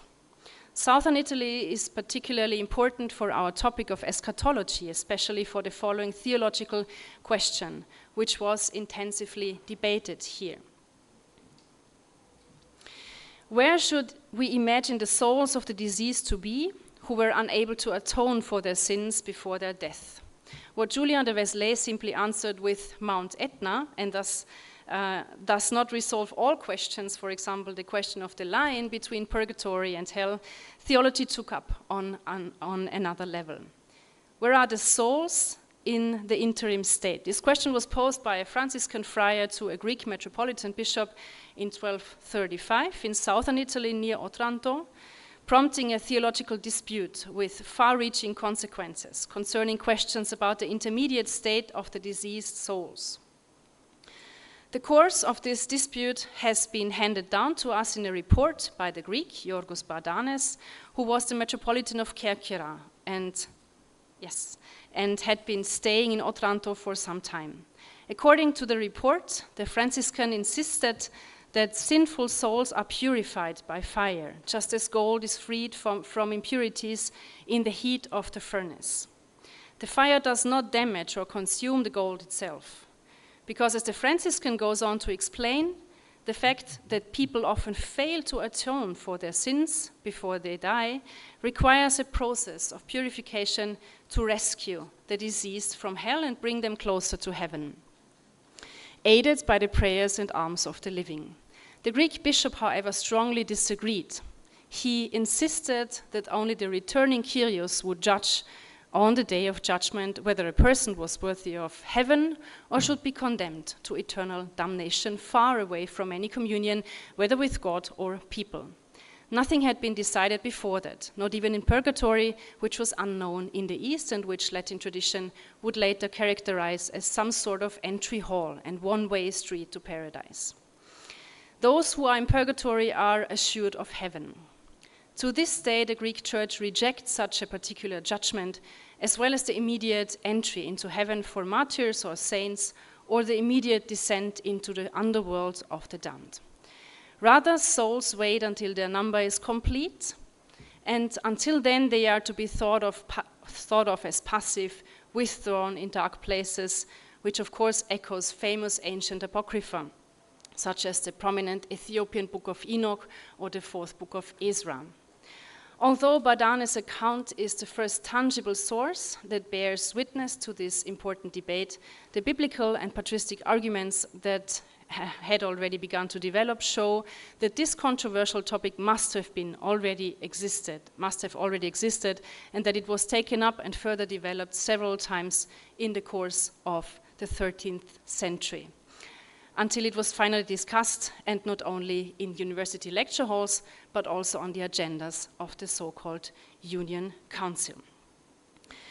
As part, and this is my last folium, as part of this multi-religious and in our case multi-denominational region, Sicily plays also an interesting role, particularly regarding visions and analogies, a field that lay beyond intellectual and theological debates, but ultimately gained greater recognition and wider acceptance. Visions of the afterlife, often referred to in medieval sources as somnia or dreams, emerged in large numbers in the 12th century. Maximilian Benz even described the 12th century as the, I quote, decisive constitutional phase of the great genre of visions of the afterlife, end of quote. As mentioned at the beginning, one of the best-known examples of this genre is Patrick's Purgatory, which locates the entrance to Purgatory in the inland lake Lough Derg in Ireland, and with the paraenetic intention sends the main protagonist, the knight Owen or Owain, on a penitential journey into the 10 rooms of afterlife. There are no fewer than 150 known copies of the Tractatus de Purgatorio Sancti Patricii. The Visio of Tnugdal, written by a Frater Marcus in Regensburg on behalf of the Abbess of Mittelmünster, also became well known with 160 known copies, a work that is not without certain, I think, humorous traits if one knows how to read between the lines. This Anglo-Irish tradition of Christianity was opposed in southern Italy, on the banks of the Mediterranean Sea, by another purgatory which began to sharpen its outlines as well, located and narrated in Sicily. As early as in Jozal's Vita Odilonis in the 11th century, we read the narrative of an anonymous Cluniac monk who reports having heard the lamentations of the dead emerging from the crater of Mount Etna, in which the dead are being purged. A century later, Julien of Vézelay delivered his already mentioned sermon, and let me quote at the end a passage of the description of those who are burning in eternal flames and those who are doing penance in the flames of purgatory. I quote, "To say nothing of those whom Gehenna is burning, who are called ethnics from the word Etna, on account of the eternal fire, and for whom there will never more be repose, leaving them aside, there are certainly others who after the death of their body must endure very long and painful labors. As long as they lived, they refused to bring forth those fruits worthy of repentance, and yet, at the moment of death, they confessed and felt feelings of penitence. That is why they shall be allowed to complete in purgatorial fire the penitential satisfaction that they neglected to give in this world. This fire burns those whom it purges, they shall be saved, yet so as by fire. For they will surely not go from the purgatorial fire to the eternal fire. The Lord does not judge the same case twice. Thank you very much for your attention.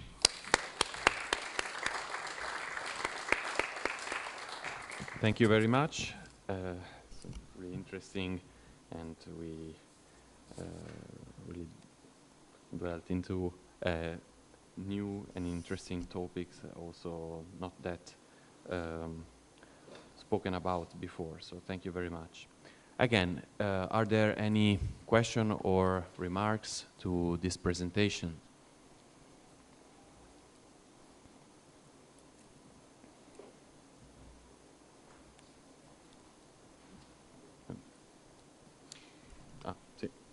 Anna? Spento. Thank you very much for your presentation that I found really interesting. I was thinking about, you told us that there is a different kind of vision of the Greeks, the Byzantine, from a Latin point of view, from west instead of east. And I was thinking about the famous topos of the last Roman emperor, who should be like the last savior at the end of time. And it's very famous topos in like Middle Eastern Greek eschatology.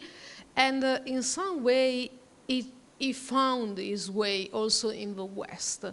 I was wondering if you found something like that in your sources, if something like in the West we co-opted this kind of topos, or they forgot it completely, and because the last Roman emperor should be the emperor from Byzantium, not the emperor from Rome.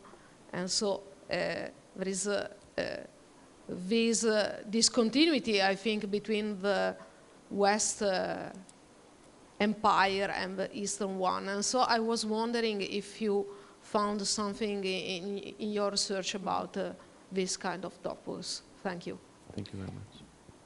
Thank you very much. I think we had yesterday a very important question, a very crucial question, whether we have theological questions underlining or being related to conflicts we see in history. So I see in my sources that we have a lot of theological sources. So a lot of sources are related to theological questions, but of course there are other questions that may be not even in the background, but very, very much in the foreground. So what you're asking is, well, I found certain points, but only in contact with Charlemagne. So this would be, so with the motive of the Translatio Imperii, so you would find a lot of sources on both sides. So they would, one would complain about it, the others would say, well, this was the righteous thing to do. So the Imperium was now translated to the West, so it's rightful that there is a new emperor. But I think, as far as I can see, and I was working mainly with sources from the 13th century, but also at the end of the 12th century, there were some aspects referring to it, but most of it was hidden, I would say, under theological questions, and they were numerous, and they were really taking up a lot of space. Pastor Niklas. Yeah, thank you very much. There are so many fantastic sources which I would like to read now. So maybe a question which is going too far, maybe there's only a chance to speculate, but maybe there's also space to speculate. So if I follow you, and if this is now, I can see Sicily now as an island, where from many places I can really visibly see hell or purgatory, or at least from which sources. Is there a chance to ask or give an answer or speculate about the question, what does it mean to create a new kingdom so close to this place and create a space there which represents this kingdom? Yes. You know, this is the question I asked myself all the time when I was reading. So, of course, we talked about this before. So, yeah. You could see that There are some, of course, points of contact with the Cappella Palatina, with the Norman Empire. And what does it mean that within this space, all of those conflicts, and there was a lot of conflicts going on between the Christians, so it's not just that there is the Christian part and there is the Muslim part, and so there was a lot of conflict within the Christian world, and this is somehow excluded from this sacred space there. So I don't have an answer. You could, for example, we had this several times today, you could say, well, we see a certain royal aspect within the Cappella Palatina. We see a certain aspect where you emphasize like the reigning aspect, and would, for example, the interim phase that was highly debated, would that fit into this scheme?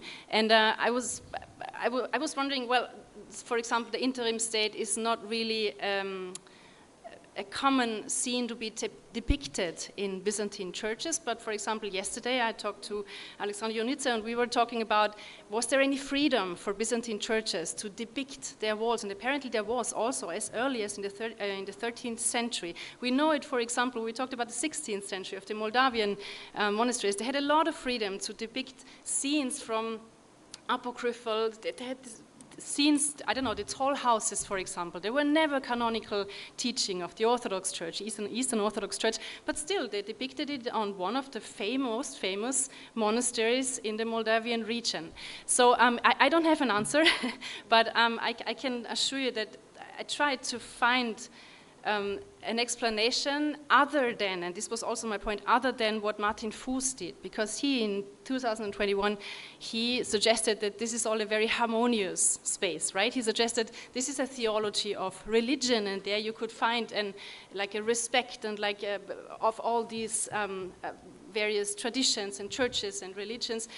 I'm not so sure about this, because if you look outside, this might be a very nice enclave there, but I'm not sure if this is really the case. This is unfortunately all I can say to your question.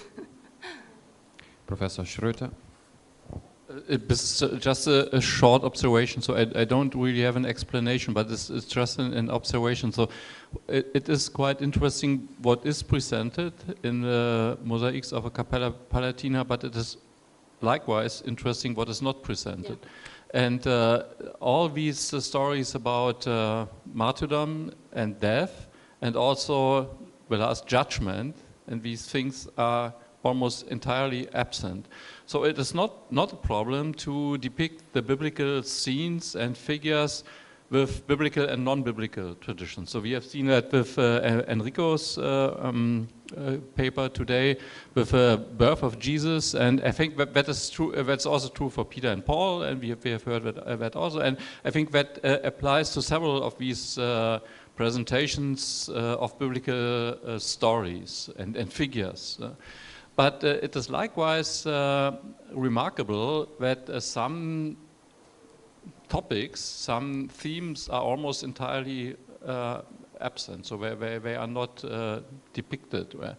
And my guess is that it is related to the situation of Christianity in the 12th century. So we have that. So, but I do not know very much about that. So it's rather.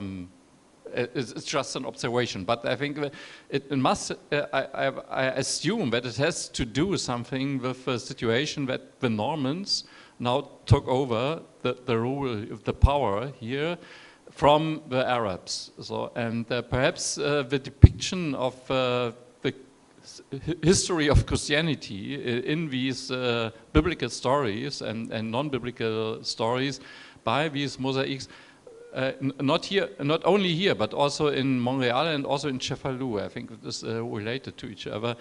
Perhaps has to do something with that political and historical and social situation. But I'm sure that others know about that. So I do not. It's just an observation. So I do not really have an explanation for it. Thank you. May I react? Yes, of course. So in this case, I think it might be useful and interesting to compare it also with the court in Constantinople, for example. So, of course, the political situation is different. There is an excellent study being published last year by Leonie Exarchos. She was dealing with the Latins at the imperial court in Constantinople, and she was sketching or outlining that there were, of course, a lot of Latin people working for the emperor at the imperial court.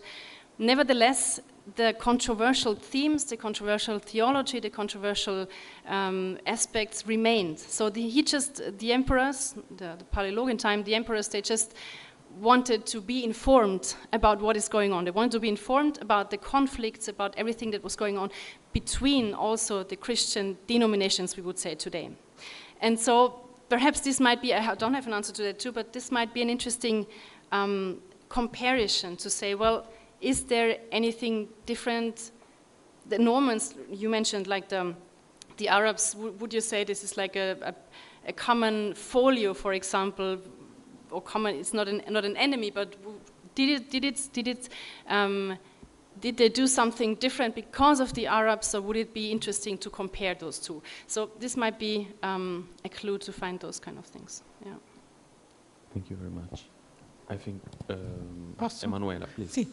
Okay, let's say that if we started being astonished about the absence of eschatology or some topics, I would say that now I'm even, after seeing with you the surroundings, I'm even more astonished, and for sure, following what you said, Jens, it's for chance that this happens, so there is a clear message in the chapel, and I would exclude in somehow the topic of the last Roman Empire behind, because in that case we are missing the Antichrist before God glory. So I don't think that we can just have that behind the chapel. But anyway, still, I think that we have to read it in taking into account that this absence of some topics, it's saying something and not for chance. Thank you very much. There is just a last, Manuela, there's a last intervention. Yes, just a few lines. I mean, a comment, even though, thank you very much. It was absolutely interesting. Anyway, indeed, building on what Emanuela was saying, I would just like to remind us that we are speaking about a private Palatine chapel, not on a cathedral, a church, or as the seat of an archbishop, or anyway a big church for the people. Instead, it's a very private, small church built for a king, a new king. I mean, beside any messages that we can read, I think we have to take into account this, because yes, that's a good point. Yes.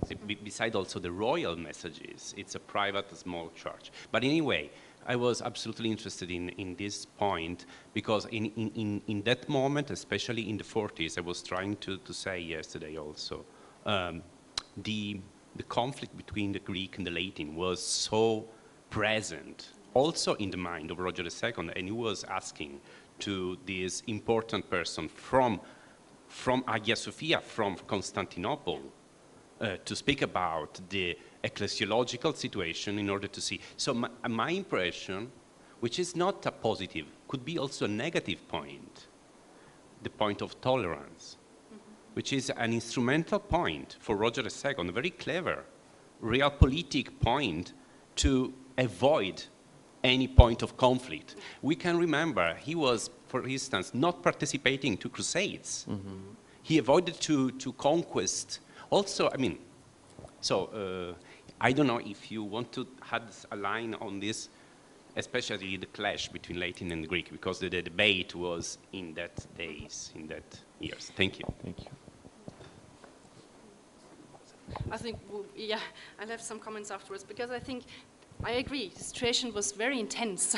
So there is the global situations between Latin and Greek was not an Irenic one. There was a word of the Irenic 12th century, of course, in comparison to the 13th. This is not the case. I agree, yeah. Mm-hmm. Yes. Okay. So, I think we can restart with the last, but not least contribution for today session, and I'm glad to present Dr. Anna Canton from the University of Palermo, but also active in the Pontifical Institute for Arabic and Islamic Studies. Arabic and Islamic Studies in Rome, so thank you very much. And she will speak about the ceiling of the Palatin Chapel in Palermo, Muslim artists, Arab motifs, and some Christian examples. Thank you very much. And so, thank you very much, you all. I know that we are all tired, and so to me, the honor to close this beautiful conference. It might be a blessing or a curse. Let's see. I hope a blessing. A blessing, a blessing. And so, I want to thank Vittorio, Emanuela, Professor Niklas, and Bjorn Cannon, Centro Bonelli for hosting us. And I will start proposing the end or like the real closing of Palatin Chapel. And so the ceiling. We heard a lot about Christian motifs, mosaics, saints, martyrdom, and everything. And now some Muslim things, some Muslim artisans. The Cappella Palatina in Palermo stands as a monument to the cultural confluence that defined Norman Sicily in the 12th century. Commissioned by King Roger II around 1132, the chapel combines Latin, Christian, Byzantine, and Islamic artistic traditions. While its apse and mosaics reflect Byzantine religious iconography, the ceiling of the nave is distinctly Islamic in form and execution.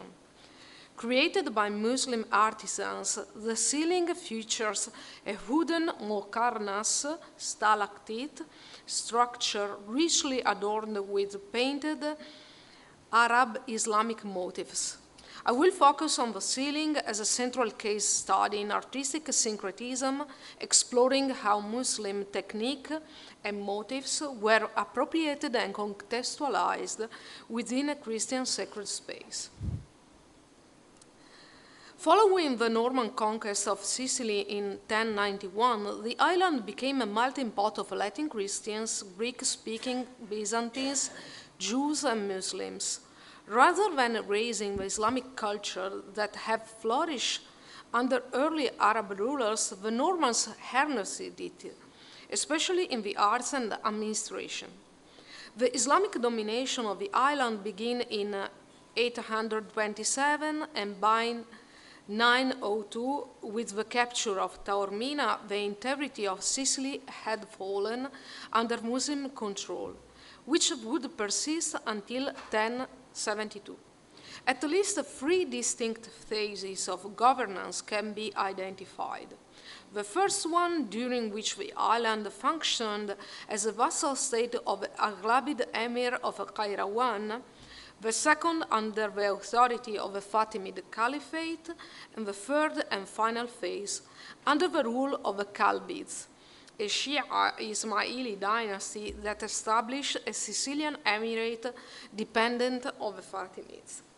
By the late 1030s, the Kalbid emirate had descended into civil war, creating a power vacuum that opened the way for both a Byzantine attempt at reconquest and an invasion launched by the Zirid governors of Ifriqiya. By the year 1061, the years 1061 marks the arrival of the Normans in Sicily, who sought not only to establish an independent kingdom, but also to repopulate and re-Christianize the island. Consequently, traces of Arab and Islamic elements were scarcely evident during the initial phase. However, with the beginning of Roger II's reign in 1130, a radical transformation was implemented. Arabic re-emerged in official contexts, including the royal chancery, the mint, and the titles of the Norman rulers, as part of a deliberate effort to construct a new image of kingship. Roger sought to legitimate his reign by presenting himself as a ruler of a cosmopolitan, sophisticated realm. Employing Muslim artisans and incorporating Islamic aesthetics into Christian architecture became a political statement as much as an artistic choice. Indeed, the Arab and Islamic influences in the monarchy of Roger do not represent a legacy of a Khalid dynasty, nor a form of Islamic continuity with the previous rule. Rather, they were imported from the Islamic Mediterranean, particularly from Fatimid Cairo, thereby positioning Palermo fully within the intercultural and interreligious world of the 12th century. The ceiling of a central nave presents an exceptionally intricate design. It consists of two parallel rows of octagonal polygons within which are inscribed star-shaped octagons richly adorned with Kufic inscriptions, arabesques, floral motifs, human figures, and animals. Between these two parallel rows are set 9 small square coffers, while an additional 24 smaller domed octagonal coffers frame the outer edges of the ceiling. From these geometric elements emerge a series of alveolar forms known as muqarnas, which facilitate the transition from the decorative polygonal layout to the rectangular structure of the ceiling. Originally developed to serve a structural function, muqarnas gradually evolved into a purely decorative feature, as it clearly exemplified in the case of this chapel. Muqarnas is a form of ornamented vaulting common in Islamic architecture, used here in wood and painted with polychrome figures and motifs. It is likely that the craftsmen responsible for this ceiling were either local Muslim artisans or North African specialists brought to Palermo. The ceiling's muqarnas are not purely decorative. They function as an intermediary architectural space transitioning between the vertical walls and the horizontal plane of the roof. This honeycomb structure plays with light and shadow, enhancing the mystical atmosphere of the chapel. The use of painted wood allowed for a high degree of detail, with each cell of the muqarnas containing intricate designs, figural representations, and inscriptions. The ceiling of the Cappella Palatina, with its central nave and two side aisles, constitutes the most significant and extensive corpus of Islamic medieval painting to have survived to the present day. The decoration of the ceiling is overwhelmingly Islamic in nature. It includes arabesques, geometric patterns, and inscription in Kufi scripts, elements that are typically absent from Western Christian church decoration of a period. These are scenes of courtly life, animals, and abstract vegetal patterns, reminiscent of Fatimid and Abbasid art. These are not merely ornamental, but serve to elevate the spiritual and political symbolism of the space. Interestingly, the ceiling's figural representations, which include dancers, musicians, hunters, and drinkers, reflect a secular, even hedonistic, courtly culture associated with Islamic palaces, not Christian churches. The central theme of the painted ceiling of the Cappella Palatina is the glorification of the prince, a secular counterpart to the celebration of the heavenly sovereign, such as the triumphant Christ depicted in the presbytery mosaics. The Islamic artists drew on iconographic tradition that had taken shape at the Abbasid court in 9th century Iraq and subsequently spread throughout the Islamic world. The imagery centers on the pleasures of a courtly life and the diversion of the rulers. Symposia with courtesies accompanied by music and dancing, hunting scenes, chess games, and a rich bestiary, both real and mythical, imbued with auspicious meanings appropriate to a sovereign, those, and I quote, pleasure of day and night never cease, end of quote. In line with Islamic aniconic and anti-naturalistic aesthetic, the cycle of images does not follow a coherent narrative structure. Instead, it is fragmented into discrete and unconnected scenes, unified only by a symbolic and abstract association. Their presence in a sacred Christian space suggests a deliberate fusion designed to celebrate worldly power and universal sovereignty of Roger II, echoing the Islamic concept of the ruler as a patron of arts and representative of divine order. Despite its Islamic form and iconography, the ceiling does not exist in isolation from the Christian meaning. First, it is located within a consecrated Christian chapel, integrated with Christian architecture, liturgy, and theology. Second, some scholars argue that certain motives, such as the inclusion of angels or references to paradise, may serve Christian allegorical purposes, even if they are rendered in an Islamic visual language. Fatimid art from Egypt thus emerged within the Palermo pictorial repertoire. It is particularly noteworthy that this style and its influence appear to have reached the island through the great Abbasid art of Samarra. The iconographic models of Abbasid art penetrated Fatimid culture in Egypt, where they merged with strong Egyptian influences in general and Coptic traditions in particular. These elements subsequently reached Sicily, where they were further blended in a refined symbiosis with the local Byzantine, Christian, and Muslim components. The juxtaposition of Islamic ceiling with Byzantine mosaics in the episode and Latin architectural structure embodies the tripartite cultural strategy of Roger's court. It is precisely this layering, Christian space, Byzantine theology, Islamic artistry, that defines the chapel's uniqueness. The ceiling of the Cappella Palatina defies simplistic classification. It is neither purely Islamic nor superficially eclectic. Rather, it represents a deliberate political and aesthetic statement.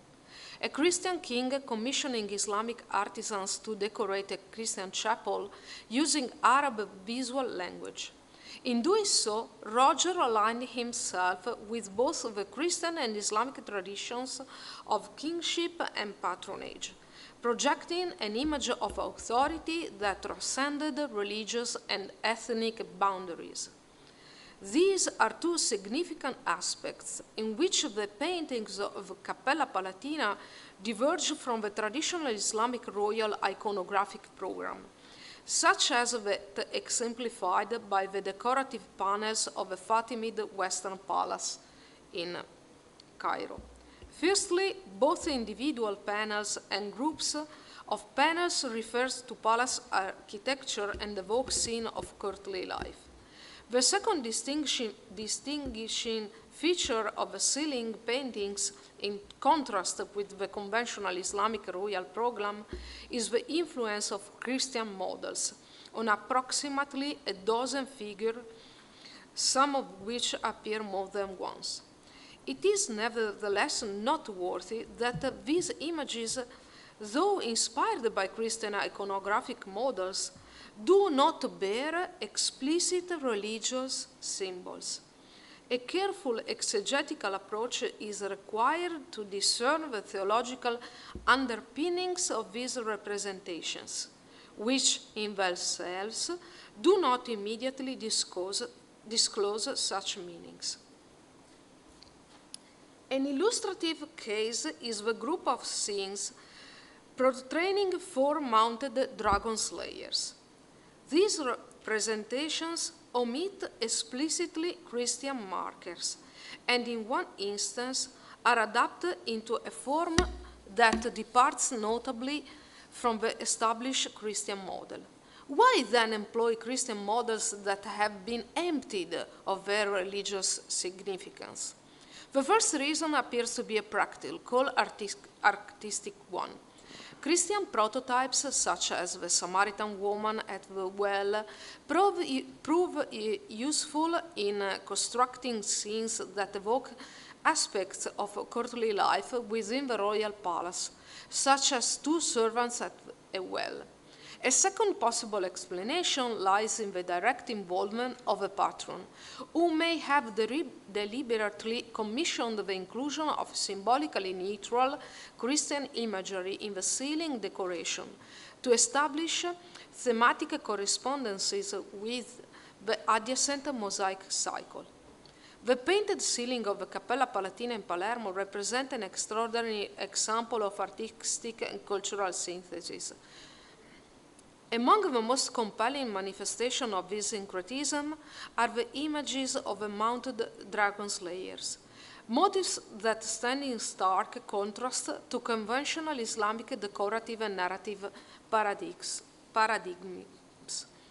These images, painted by Muslim artists, demonstrate not only familiarity with Byzantine iconographic conventions, but also a conscious effort to reinterpret Christian motifs within a palatial context that accommodated both Islamic aesthetics and Latin Christian symbolism. A key example is found in the central axis of the nave ceiling, which runs north-south through the architectural and symbolic core of the chapel.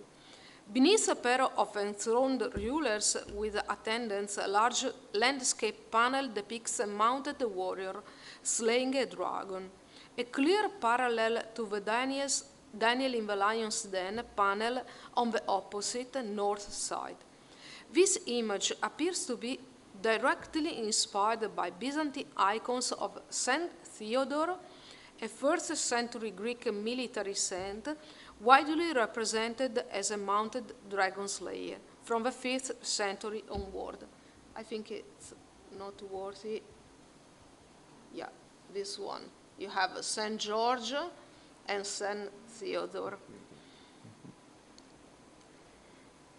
I got lost. Yeah. Okay. By the end of the 10th century, such depiction had become standardized throughout Byzantium and the Eastern Christian world, from Armenian to Cappadocia to Coptic Egypt. This image and others like it within the ceiling's decorative program likely reflect the intervention of a royal patron, Roger, who may have selected these figures in alignment with the Norman rulers' documented veneration of warrior saints, such as Saint Theodore and Saint George. This preference is evident in extensive mosaic cycles of the Cappella Palatina sanctuary, as well as in the royal churches of Cefalù and Monreale. The deliberate placement of one such dragon-slaying figure along the central axis of the nave, an axis loaded with royal and liturgical symbolism, further underscores the likelihood of a programmatic intent. In total, four panels within the Mukarnas zone depicted a mounted horseman combating a serpentine dragon. 2 occupy large landscape format panels at the base of the major Mukarnas units, one on the southern side of the nave and another to the east of the middle of the northern side. A third appears within one of the rhomboid panels in the central zone of the ceiling. All three exhibit similar compositional and iconographic features. A bearded horseman with short black hair, bareheaded, wearing a surcoat adorned with gold trim, and in some cases a small military clock that flutters awkwardly behind the shoulder, an element copied perhaps from Byzantine models.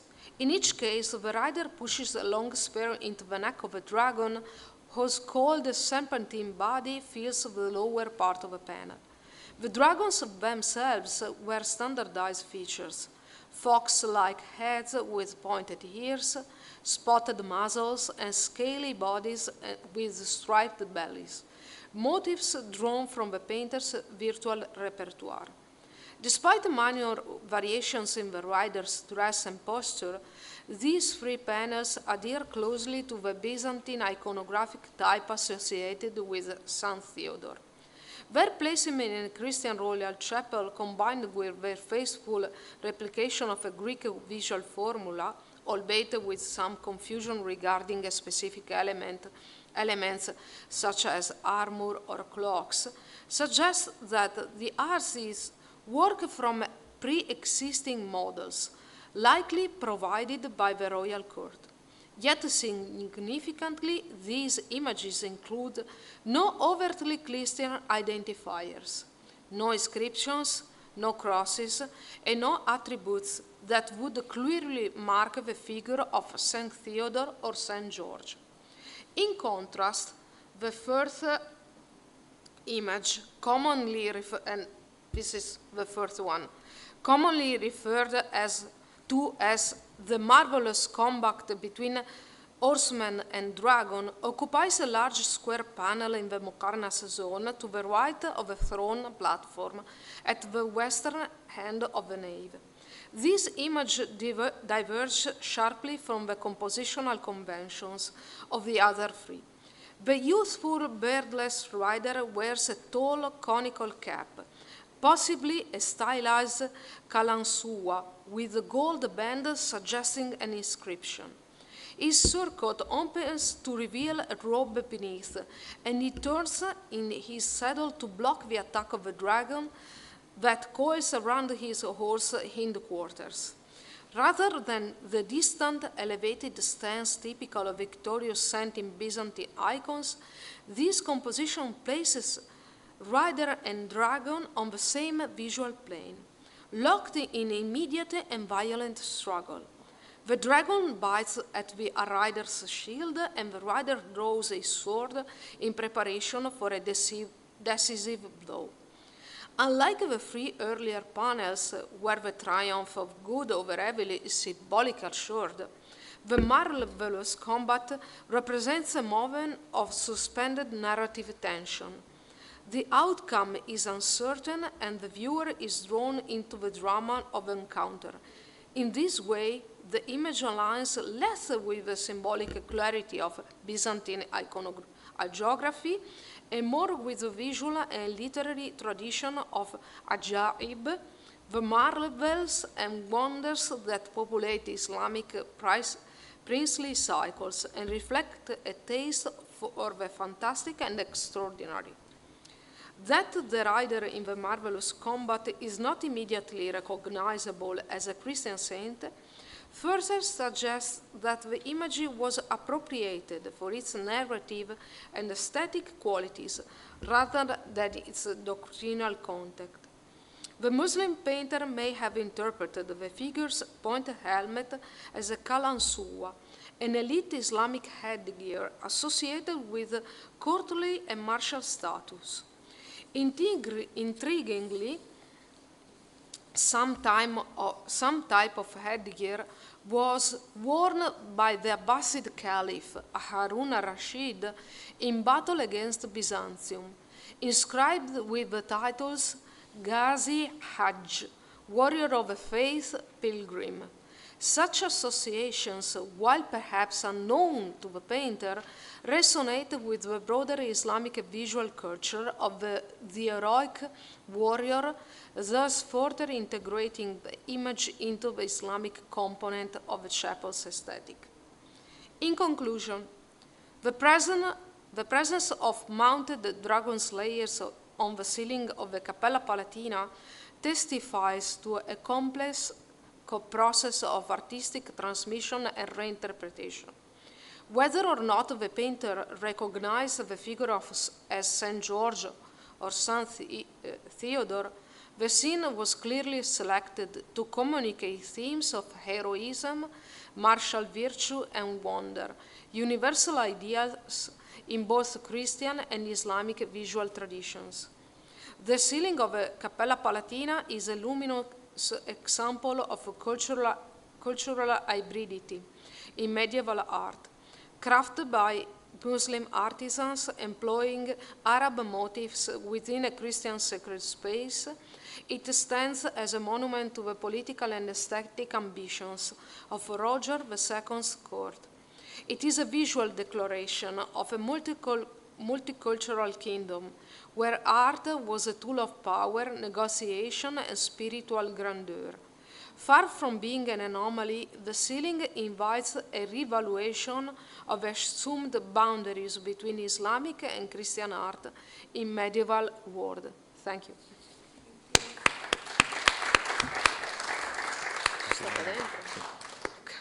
Thank you very much for this punctual and interesting presentation. Again, last chance to speak. Yes, exactly. So if you have questions, of course, you can profit of the presence of Dr. Canton. Please. Thank you very much. That was wonderful. I think it's to... no. Thank you very much. No? No, I don't think so. It's off, probably.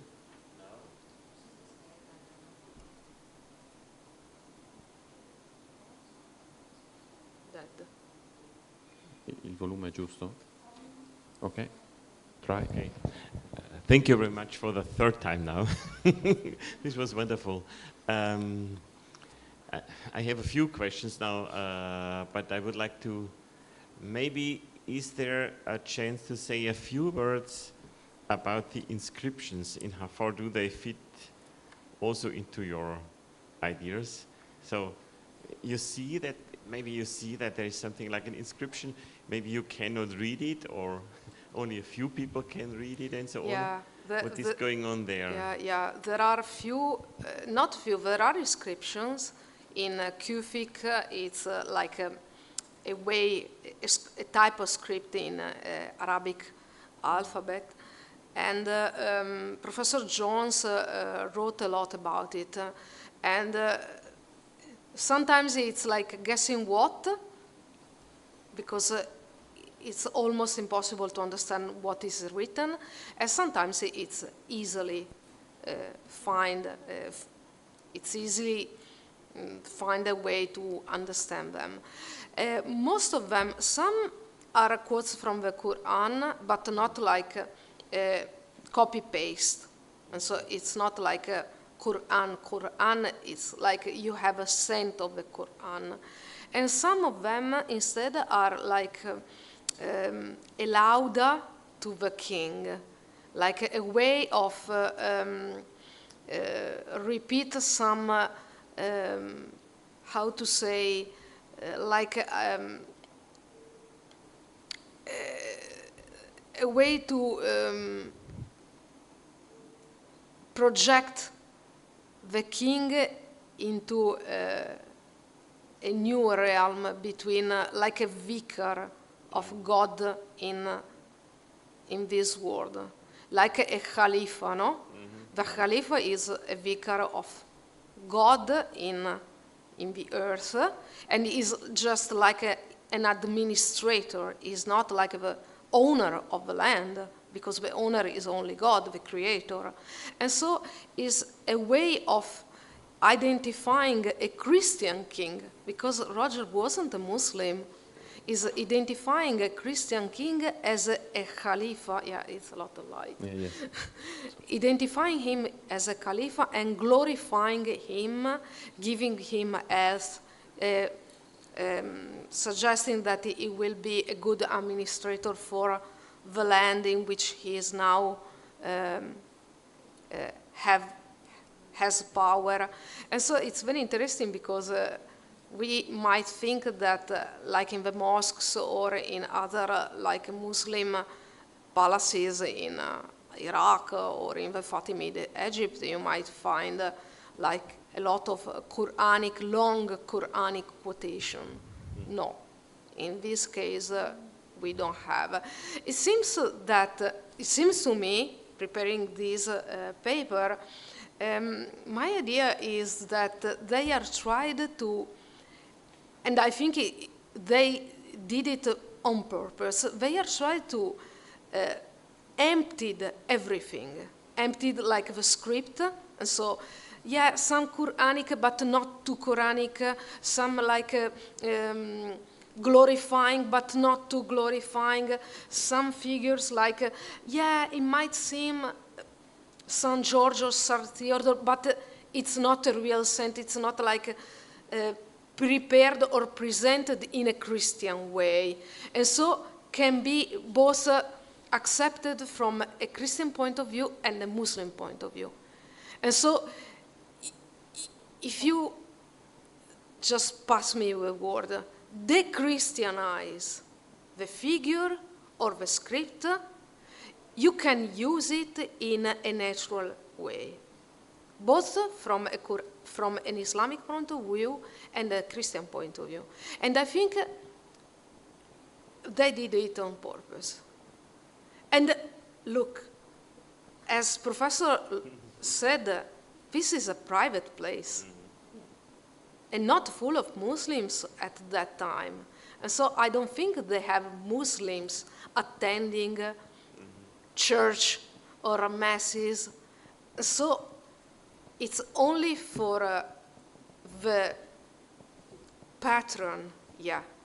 It's only a glorification of a patron. I think it's like a project in his mind to describe himself not only as the new king of the Christians, but the king of a broader like population that in some way embrace every person under his rule. That's my opinion. It's not, and I. Thank you very much. Other interventions or remarks? Excuse me, but most of written documents in Sicily are in Coptic that are saved, for example, in the San Martino library are in Coptic, old, ancient. Coptic? Sorry, in Arabic. Kufic. Kufic. Okay. Kufic, yes. The dialect in the North Africa, if I'm not mistaken, but it's a question. No, it's not. Yes. It's not a dialect. Kufic, no. It's only a way. It's a type of calligraphy. Calligraphy. Yeah. And so, Kufic was one of the first. If I'm not mistaken, it was one of the most ancient way of writing Arabic. Especially, for example, the most ancient expressions and examples of the Quran that we have right now are in Kufic. And the problem of Kufic is that we don't have dots. And so Arabic without dots, it's almost impossible. It's really, really, really difficult. And also, Kufic might be a way of writing. For example, in North Africa, almost all the manuscripts that I searched and looked at, they were in Nashk, that is another type of calligraphy. And so it's not something that is only related to North Africa. Kufic was all over the Arabic Empire. It's a matter of the calligrapher that chose or to use one or the other. And also think about it because it's very difficult to understand also for Arabic native speakers to interpret Kufic calligraphy, and so maybe the only thing that we can connect to Kufic use might be the artisans that more than local Muslims, I think they were like artisans from North Africa, especially from Egypt, and during that period, Egypt was under the Fatimid rule, and Fatimid were Shiite Eastern invasion. It was like a branch of Ismaili Shia, and so maybe this might be the connection of the use of Kufic instead of using other type of calligraphic script. But it's only a guessing because we don't have, because for example, outside of Palatin, there is this inscription in 3 different, like in Latin, in Arabic, and in Greek. That inscription is not in Kufic. And so this is not, like, there is not a rule that, I think it depends also from the ability of the artisan that painted it. Maybe he was a very good calligrapher and he was able to use a Kufic script and it's talking about the documents that are saved in the, for example, the old library that we have saved. Most documents are in Kufic, if I am not mistaken, not in Cappella Palatina. In general, of that period, that, as we know, then Amerigo Amari, when translated, began to study the Arabic again after the period, the long period of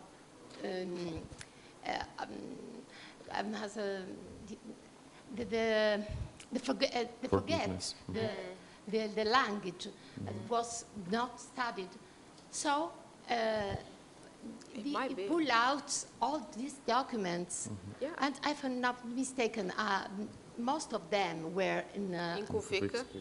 But it's a question. Maybe I'm mistaken. No, I don't. I can't answer because I don't know all about those documents. I know that Roger used. He reformed all the administration, and he used local, like scribes, also Muslim scribes, and so maybe they were very fond in using Kufic script. It's really, I don't know because I didn't took a look about on these manuscripts. Thank you very much. Silly question. Was it made in place for sure? What? Was it made in place for sure? I don't know. I think the panels are like built. I think they were like. I don't think they build painted in place, because it's wood, and so wood you can with a nail you can put it, or with some type of glue you can, and so I think they.